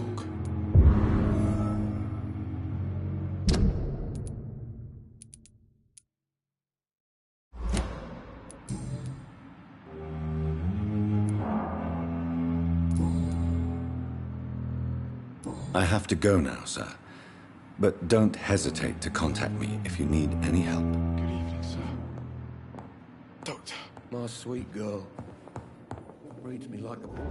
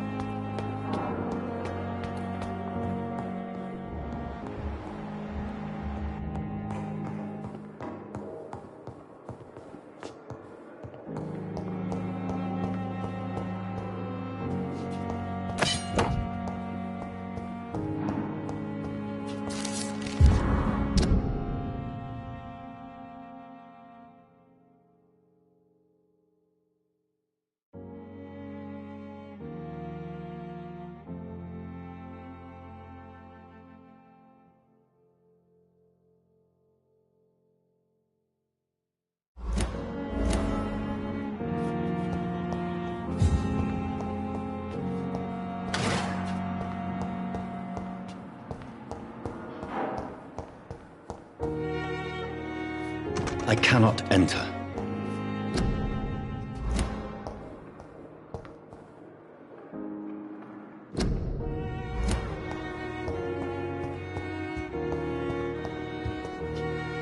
It's locked, all right.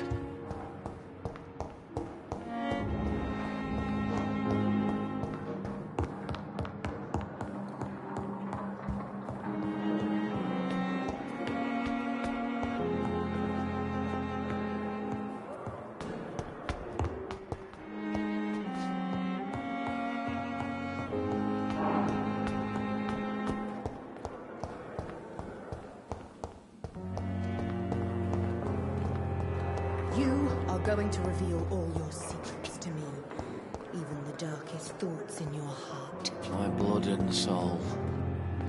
They belong to you now. The life running in your veins. This dead flesh needs it. Oh, please spare me, Dark too Queen. much energy for so Spare little your result. obedient slave.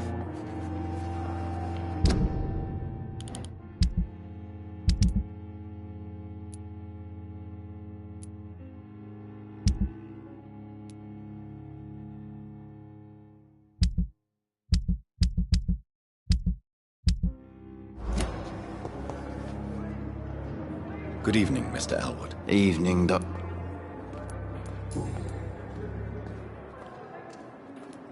How close are you to what?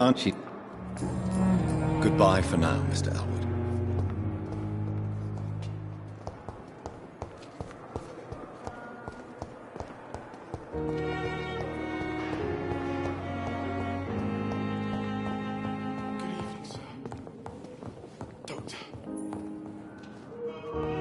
Good evening, Mr. Fiddick. Good evening, Dr. Reed. Any news about my operation?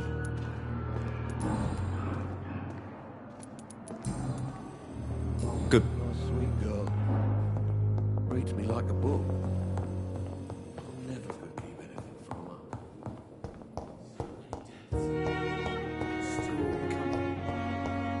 How can we be sure we're making a difference? Good evening, Mr. Fiddick. Good evening, Dr. Reed. Any news about my operation?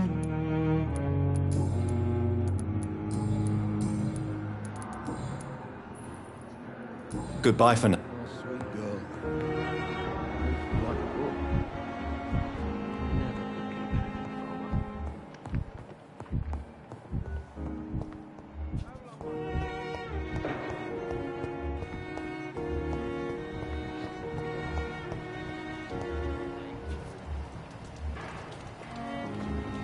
I wish I could be sick again. Till my blood boiled with the fever.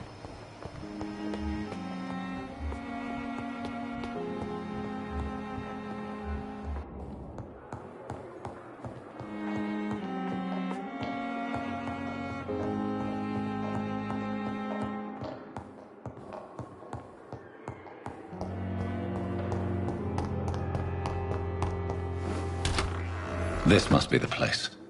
It's definitely away from prying eyes.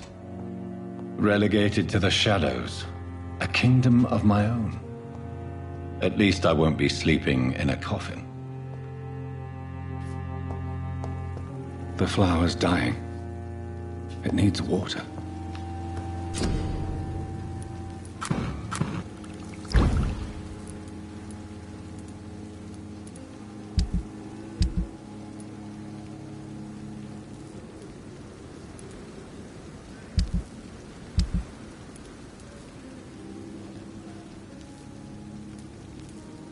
William Bishop's blood is much more unstable than human blood and shows extensive mutation.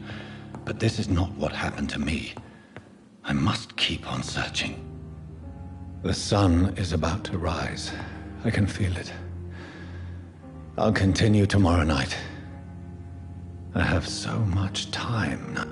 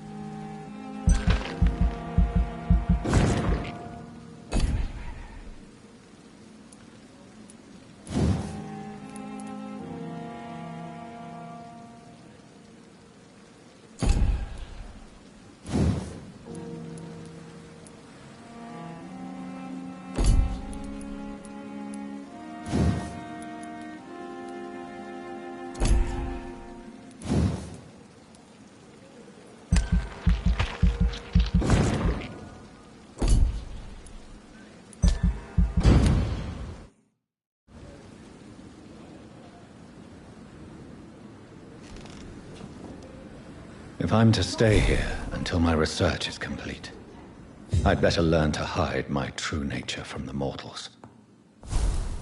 But what about my thirst for blood? Dr. Swansea asked me to collect you, Dr. Reed. Hurry up! Yes, Nurse Crane? How can I help you? I'm so sorry. I know Dr. Swansea wanted you to rest, but we have somewhat of a crisis. A crisis, you say? Our supply of antiseptics is nearly depleted. I was hoping there was another box up here, but...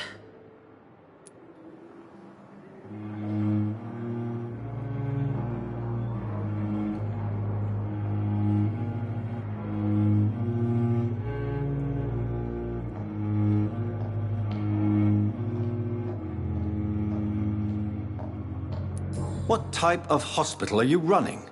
No antiseptics? You have been away too long, Doctor. With the war and now this epidemic, supplies have been running scarce for months now. I may have a solution. In France, during the war, drugs shortage was a daily problem, and we had to use our wits to overcome the shortages. However do you mean? If combined correctly, certain household chemical products can be used in a pinch instead. Now, where's the hospital storeroom? The storeroom? Fat chance. This is the Pembroke, and space is luxury we don't have. Everything used to be stored in the old morgue. Perhaps I should look there first. Where is this morgue? It's the large building behind the hospital. You'll need to go in the back door because it's been sealed off for sanitary reasons. Take this key. It opens a small back entrance at the end of a narrow street. The abandoned morgue behind the hospital. A small door at the end of a narrow street. On my way, then. Thank you, nurse.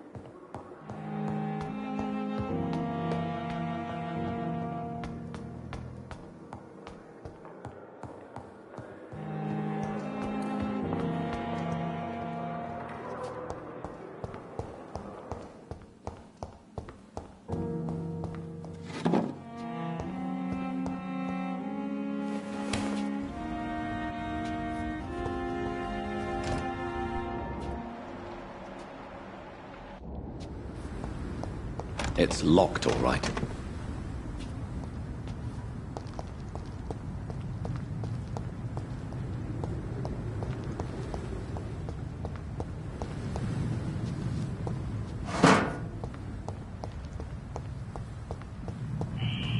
Scowl voices in the garden. I should investigate. If they were to find somebody...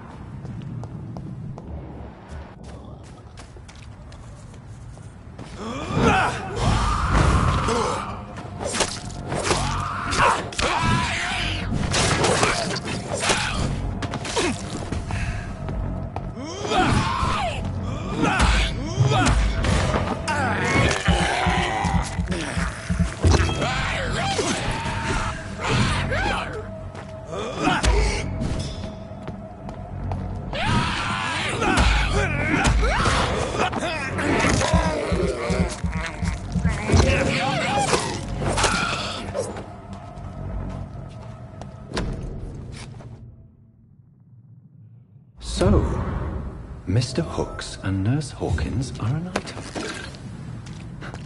Those two have hidden their affections well.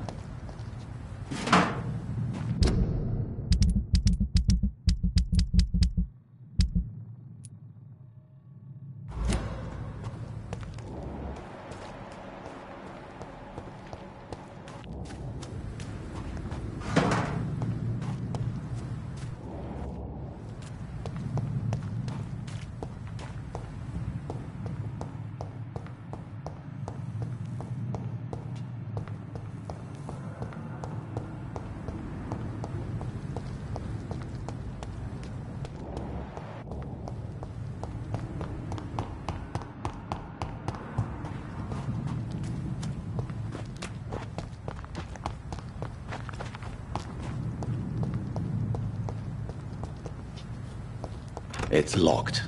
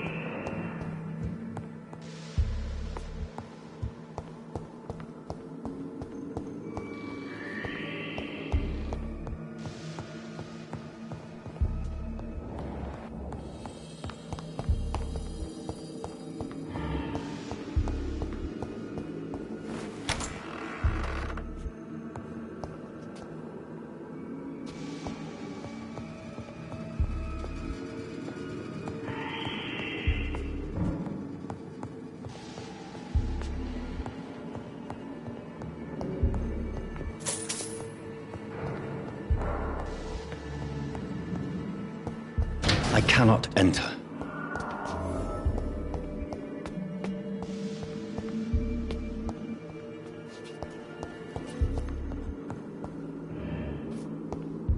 Balls of Mars, fortifiers.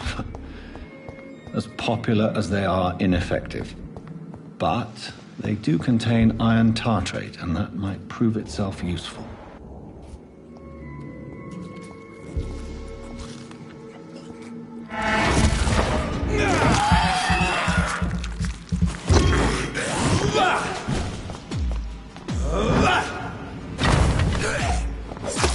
Behavior is similar to the infected William Bishop. Must be the same strain. This sickness moves faster than influenza.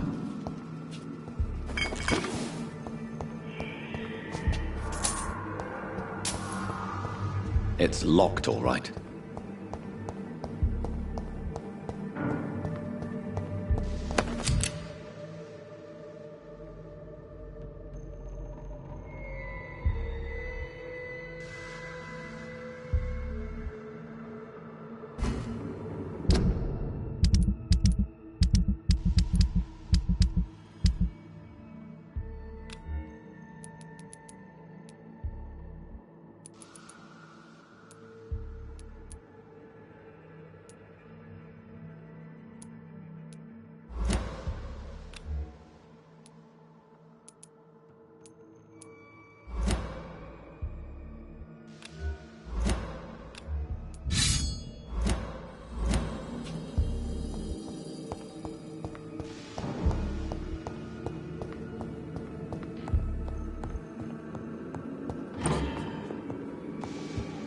key will surely grant me access to the basement.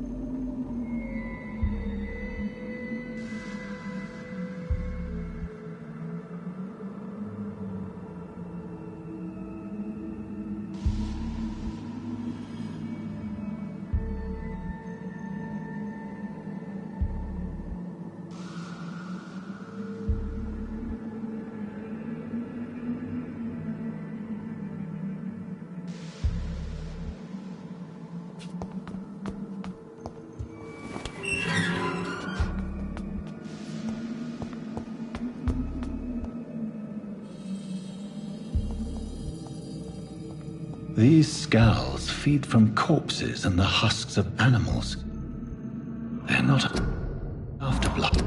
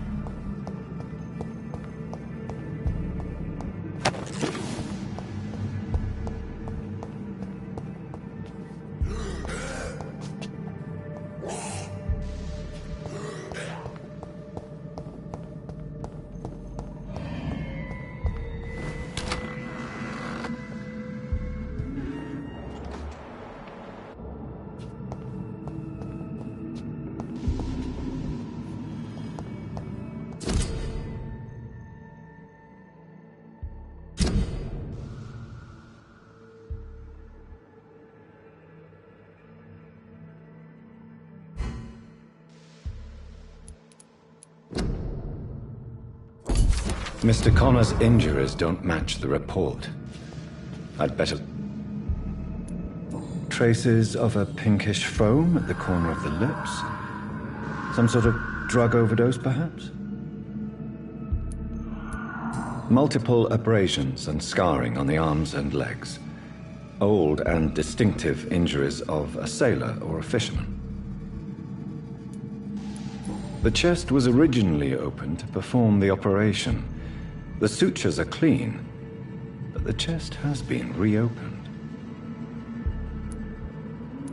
A puncture over the left lung, possibly a chest tube insertion. Not the cleanest work, but I think it was successful.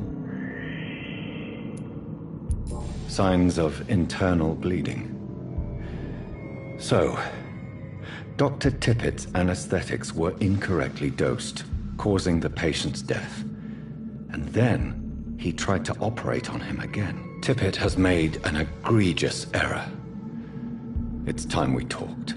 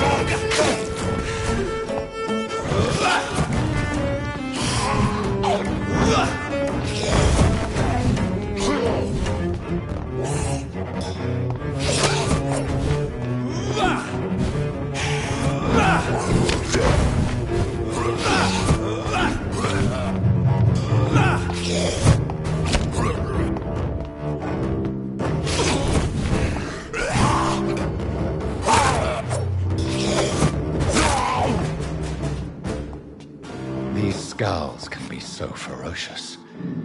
I'm not sure I can defeat them without becoming stronger. To drink blood is so tempting.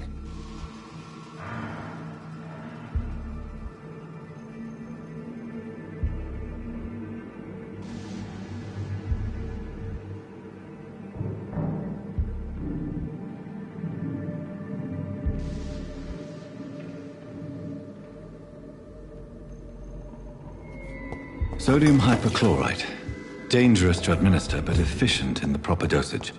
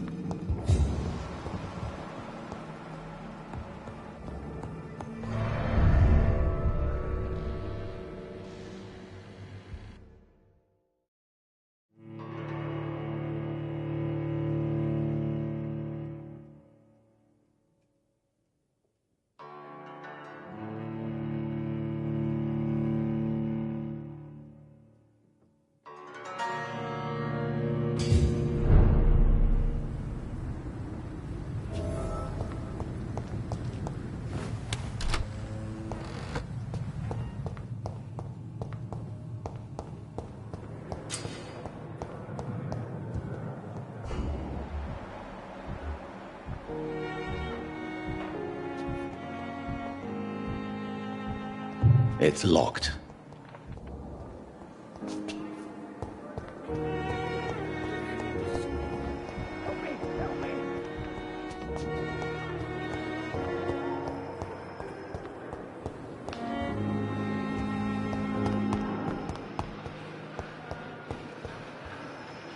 Good evening, Dr. Strickland. And good evening to you, Dr. Reed. Can I be of any help? Tell me more about your willingness to experiment with new medical techniques. Harvey Fiddick is a patient suffering from a severe injury. What it fair que-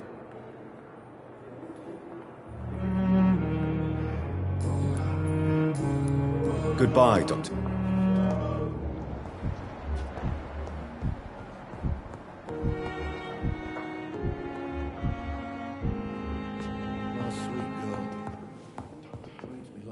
I'm quite busy right now, Dr. Reed.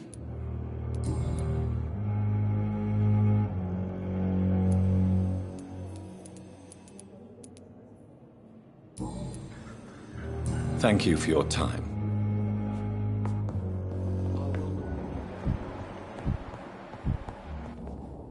Finally, you've returned, Doctor. Did you find anything of value? Yes, nurse. You've worked your first miracle, Doctor. Now, this patient here needs immediate treatment. Duty calls. When the storm has passed, I'll show you how to mix the remedy yourself with the same basic ingredients. Many thanks, Doctor. When you've finished, you ought to report to Dr. Swansea in his office. He's been looking for you. Seemed pressing.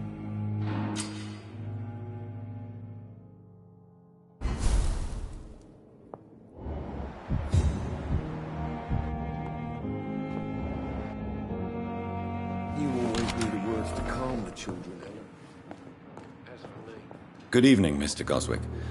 I'm okay. Do you need any help? I'm afraid I may, sir. You are not a burden, sir. Healing you is my responsibility. And you have my gratitude for that. I have to go now, sir. But don't hesitate to contact me if you need any help. I'm all right. Time with me.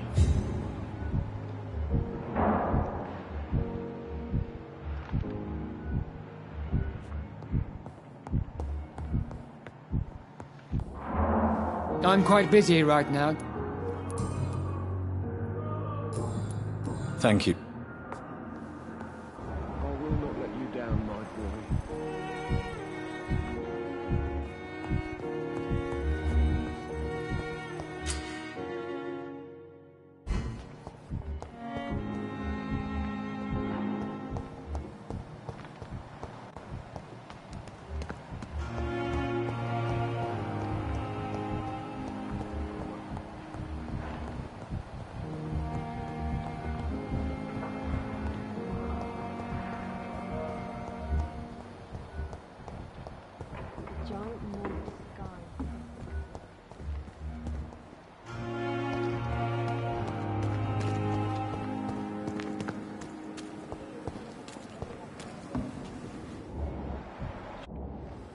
Good evening, Mr. Cox. Dr. Reed. Still working at night, I see.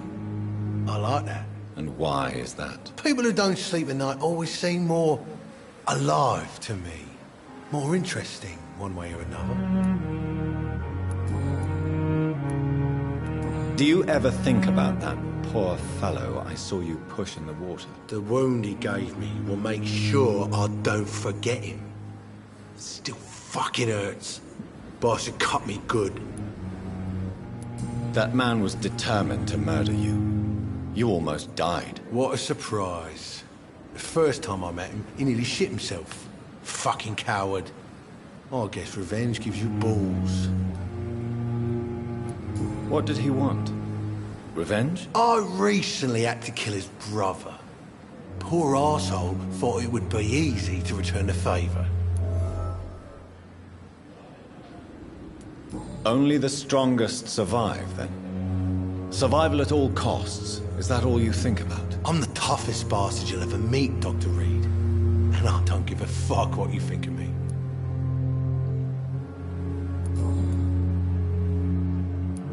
How is your hospitalization going, Mr. Cox? This is a shitty place with shitty staff. But as long as I'm treated all right, I'll be fine. What's wrong with the Pembroke staff? That bastard you sent to bring me here, Milton. I thought he was going to break all my bones before I reached my bed. I see. Any other smart comments? The nurses aren't too ugly. Especially that foxy one, Nurse Crane. Pretty brunette, tough attitude, all like that. What's wrong with the hospital? Come on, Dr. Reed. The place is a dump. Smelly, sad, and dirty. But you're alive thanks to the efforts and dedication of the staff here, aren't you? What are you expecting, a medal? I thought that saving lives was just part of the job. Must be an unsatisfactory profession at this time, I'm sure.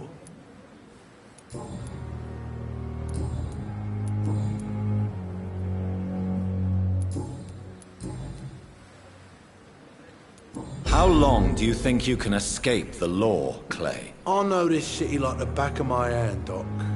I know its streets, who to pay, who to avoid, and who to bully. I won't get caught.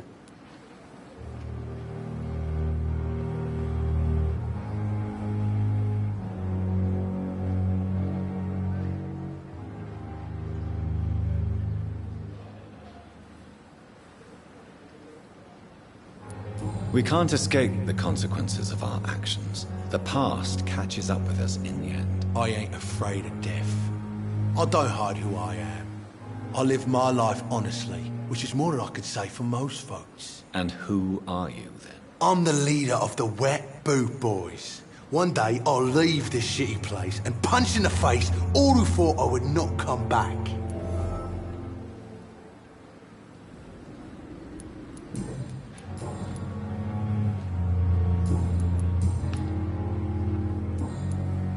I'll leave you for now, Mr. Cox. Hey, Doc.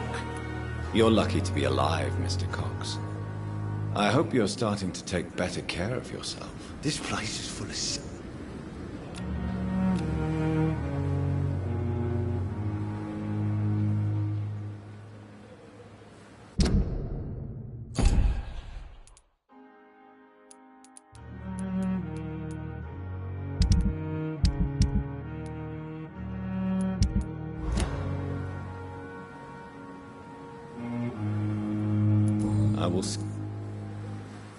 I'll leave you. When I get back, I'll have a word with Tom. He's really pissed me off this time.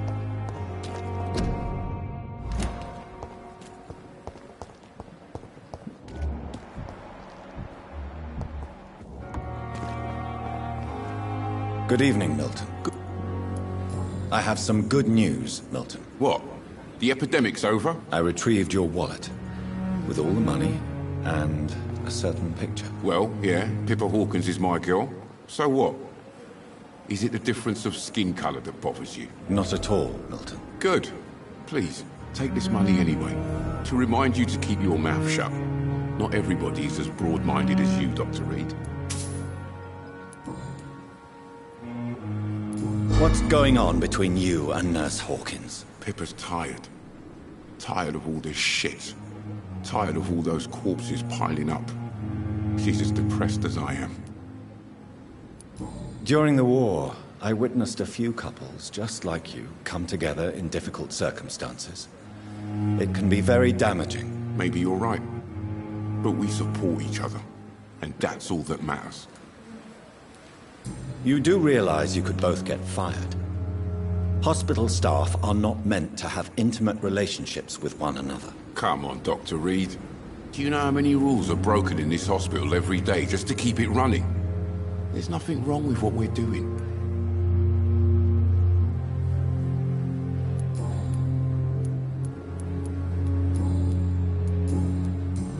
Goodbye, Milton.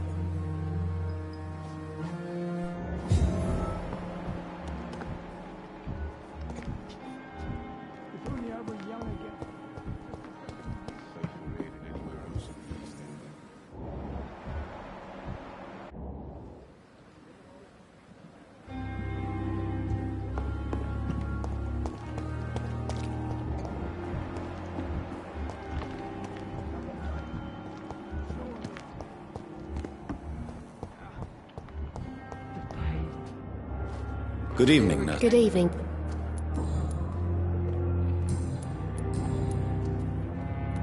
Pepper, I know you're very close to Milton Hooks. Yes? Milton Hooks is my man. If you want to report me for that, just feel free, Doctor. I have no intention of reporting you, Nurse Hawkins. But are you aware of the risks? The rules say I won't be allowed to work as a nurse anymore. But here at the Pembroke, we break rules all the time. Is he worth the risk? Hey, I'm no perfect woman, and Milton is not the finest bloke. But we do our best to get by. That's all any of us can hope for nowadays. Goodbye.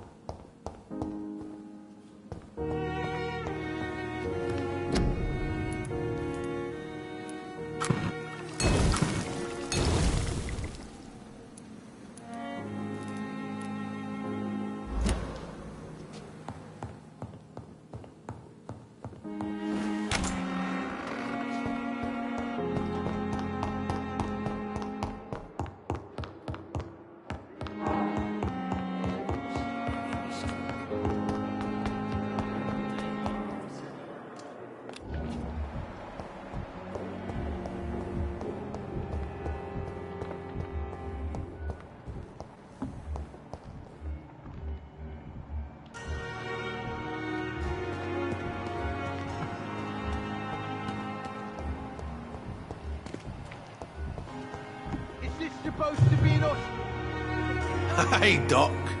You're lucky to be alive, Mr. Cox. This place... Consider yourself lucky that I'm treating all of my patients equally. But don't push your luck. Don't play the innocent with me. I'm sure you have good reasons to act this way. And also weaknesses that can be exploited. I'll leave you for now, Mr. Cox. Is this supposed to be an hospital?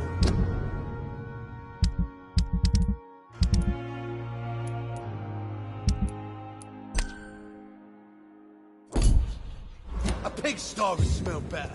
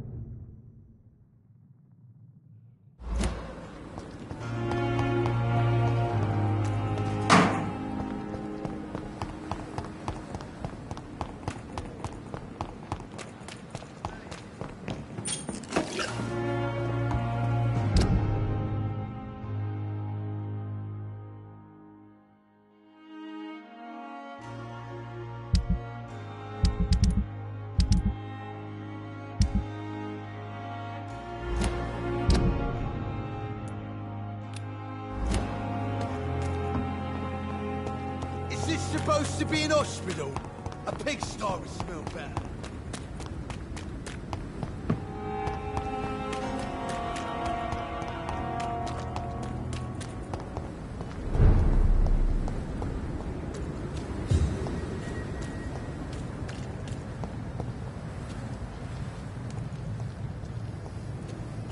Leech spotted! Watch out, boys!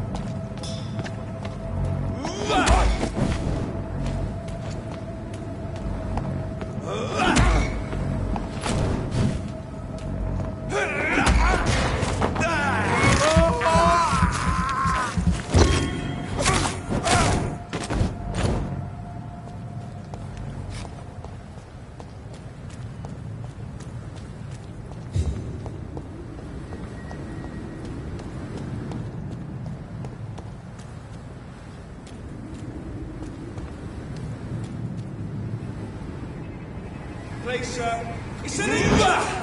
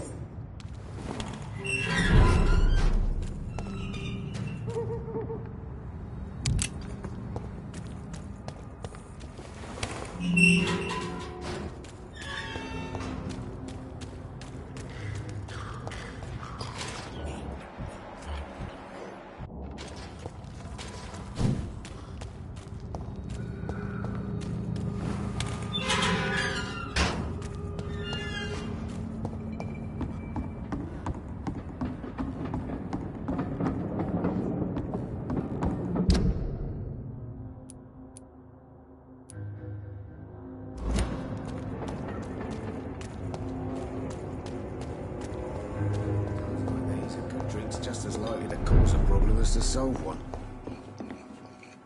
Good evening, sir. Whatever. Don't you recognize me? We met a few nights ago. Don't take it personally. I spent a lot of energy forgetting what I did the night before. Yes, you had definitely drunk too much then as well. I'm Dr. Jonathan Reed. I'm Dyson Delaney. I'll try to remember you. This time.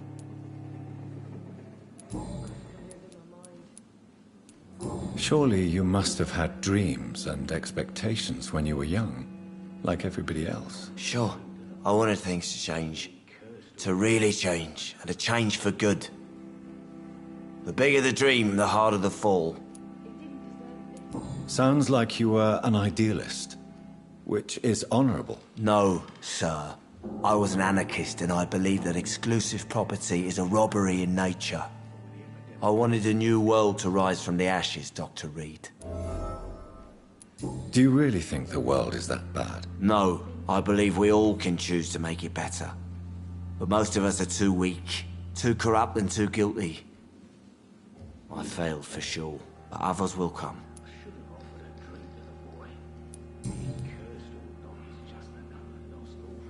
I want to know more about your past as an anarchist, Dyson. I'm still an anarchist, Doctor, make no mistake. I just reject violence as a tool to change the world, unlike my comrades. Do you still see your comrades, then? Even if you don't agree with their methods anymore, I mean. No. I hope they'll come to share my point of view one day. I'll raise my glass to that splendid idea. Do you believe in a bloodless revolution, then? I do not believe in much anymore, Doctor. But I'll admit I like your idea of peaceful change. I like it a lot.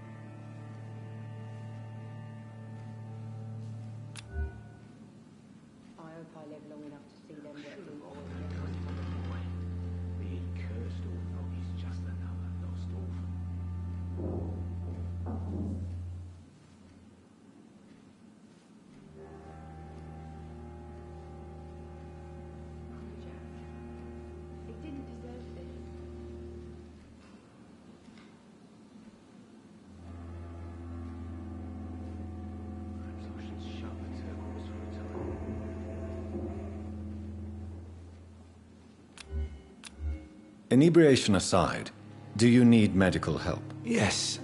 I feel sicker than usual these days. Take this, then. And perhaps you could try to slow down the alcohol intake, too. Hey, Doc, you don't really want me to stop the only remedy I can afford.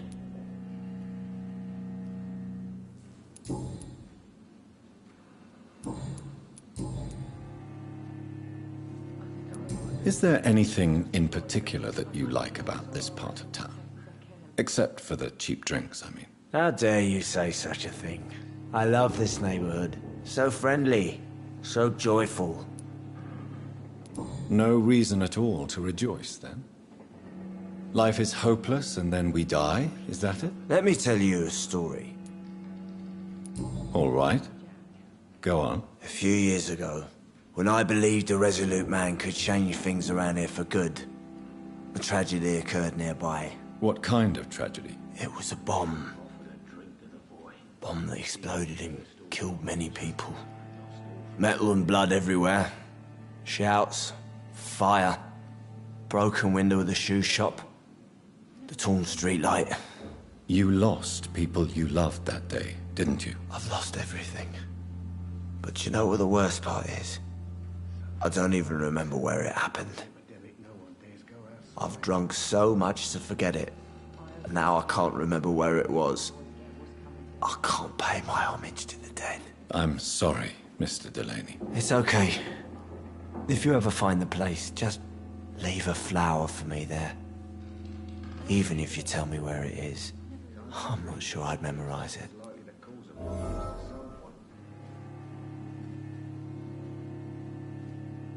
What do you do for a living, Mr. Delaney? I drink. I drink in the morning and at noon. I drink at night. And then I drink some more. Why do you drink so much? Maybe it's because I prefer dying slowly. Death can be so abrupt. Personally, I like to see mine coming at my own pace. You sound very sad, sir. That's because I am, Doc. Don't you work at all? I'd love to, but I don't have the time. Didn't I tell you? Drink in the morning and at noon. I drink at night. Is there anything in particular that you like about this part of town? Except for the... How dare you? No reason at all to rejoice. Let me... Another time, perhaps. I'm not sure I want to hear another sad story.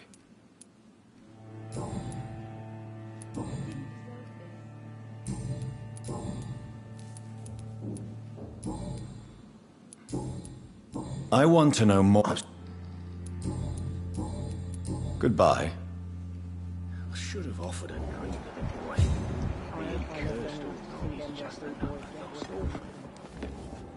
Good evening, Tom. Good evening, sir. How are you tonight?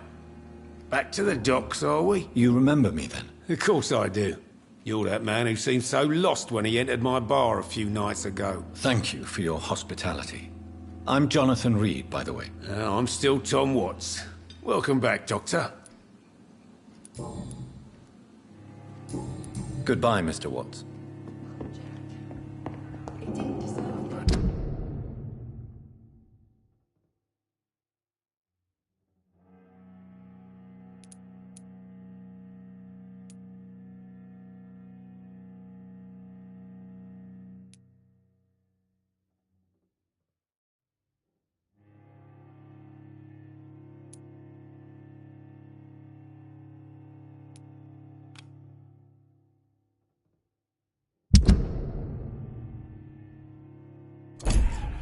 I should shut the...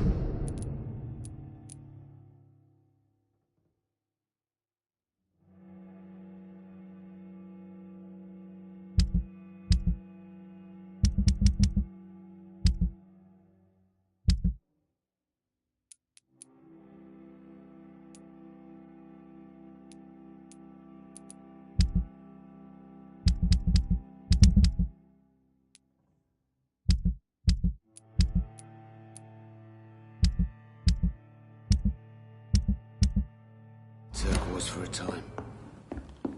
I cannot enter.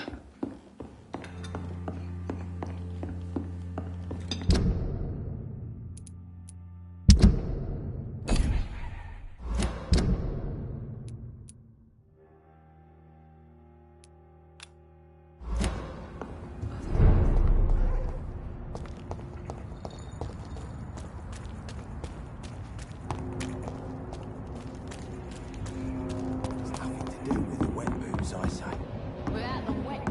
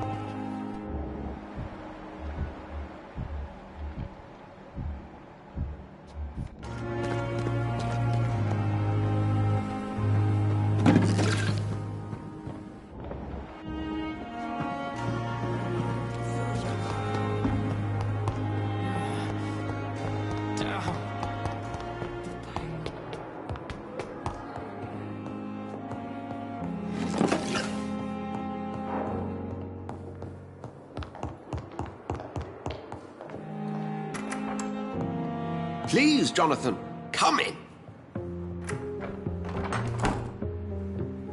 Fascinating, is it not? In the last decade, so many mysteries have been brought to light with our microscopes. The human body, biology's penultimate frontier. The more we explore its boundaries, the less we're able to trace a clear line between life and death. You, my friend, have a foot in both countries. The view must be vertiginous. It's at least as vertiginous as chatting about vampires with you, I would say. This must be all so new to you. This area of town, the hospital, a brand new life. How stimulating it must be. I wish I could share your enthusiasm, Dr. Swansea, but my condition defies scientific categorization. Undead? Unalive? Immortality defies logic. I cannot express my thrill at this serendipitous turn of events. The world's most eminent specialist in blood transfusions, a vampire. One might say a gift from heaven.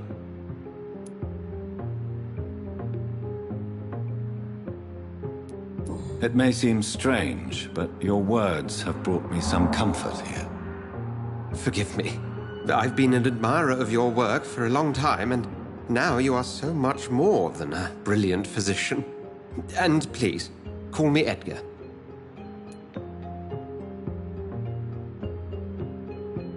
There is no need to apologize, Edgar. You offered me sanctuary when I had none. Very well. I have a task for you, Jonathan. Something that will require all your newfound skills. Please, go on. The Pembroke only survives through the generosity of our benefactors. Unfortunately, our main donor has found herself in a bit of a bind. Now, if you could help her out... A spokesman or politician is what you need. That's not my calling. And until I come to understand what has happened to me, I require discretion. Discretion is in order, Jonathan. Lady Ashbury has recently received rather indelicate correspondence that, if revealed, would jeopardize her position. And you would like me to eradicate this threat? By the stole, of course not. I would just like you to pay her a visit. Her ladyship is certainly near the tents outside, tending the sick. You can't miss her. Look for someone impossibly delicate. Accepted. I'll see what kind of trouble Lady Ashbury is in. Do you need something, Jonathan? I have just a few questions. Then ask away. I'm at your service, Doctor. You mentioned something about a secret society. A brotherhood, if I recall. Could you elaborate? Certainly. I've been a member of the Brotherhood of St. Paul's Stole for several years. We are pledged to monitor and report vampire activity in England as impartial scientific observers. That explains your nightly wanderings about the docks and the questions you ask. I feel it wasn't mere coincidence that led us to that part of town. There was something as yet unseen that set those chain of events in motion. Yet you don't fear me. And still, you know the monster that lurks beneath the civilized surface. The Brotherhood has studied your kind for centuries. We believe you are as supernatural as a lion is to a gazelle.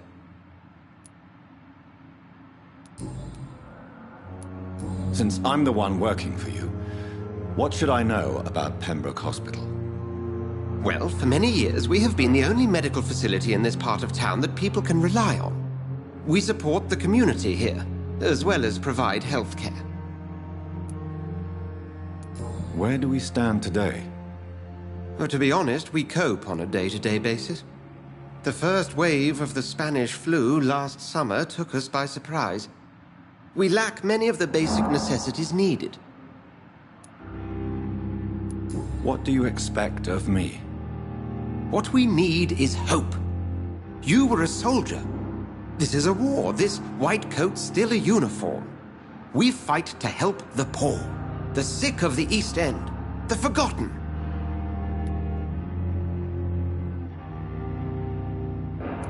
What do you expect of me? What we need is hope. You were a soldier. This is a war. This white coat's still a uniform. We fight to help the poor, the sick of the East End, the forgotten.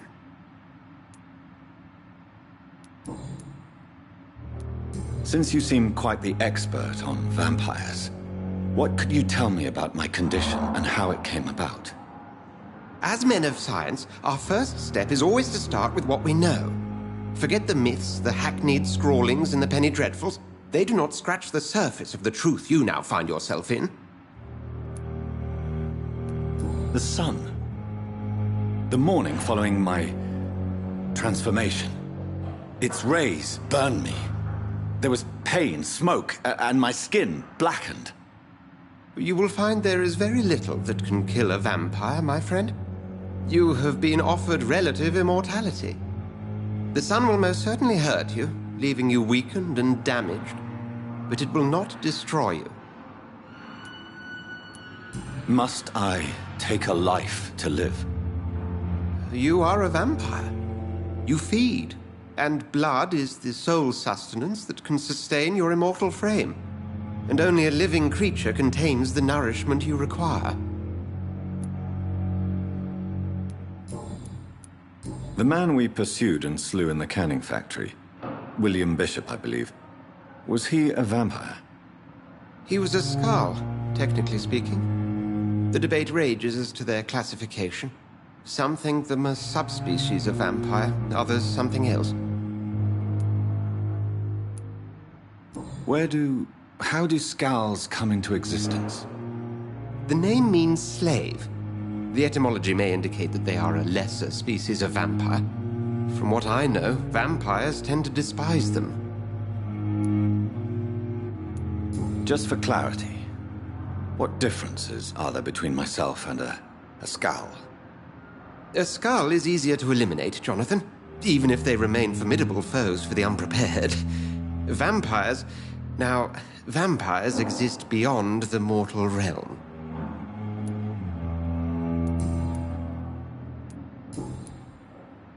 We'll see each other again soon, Edgar.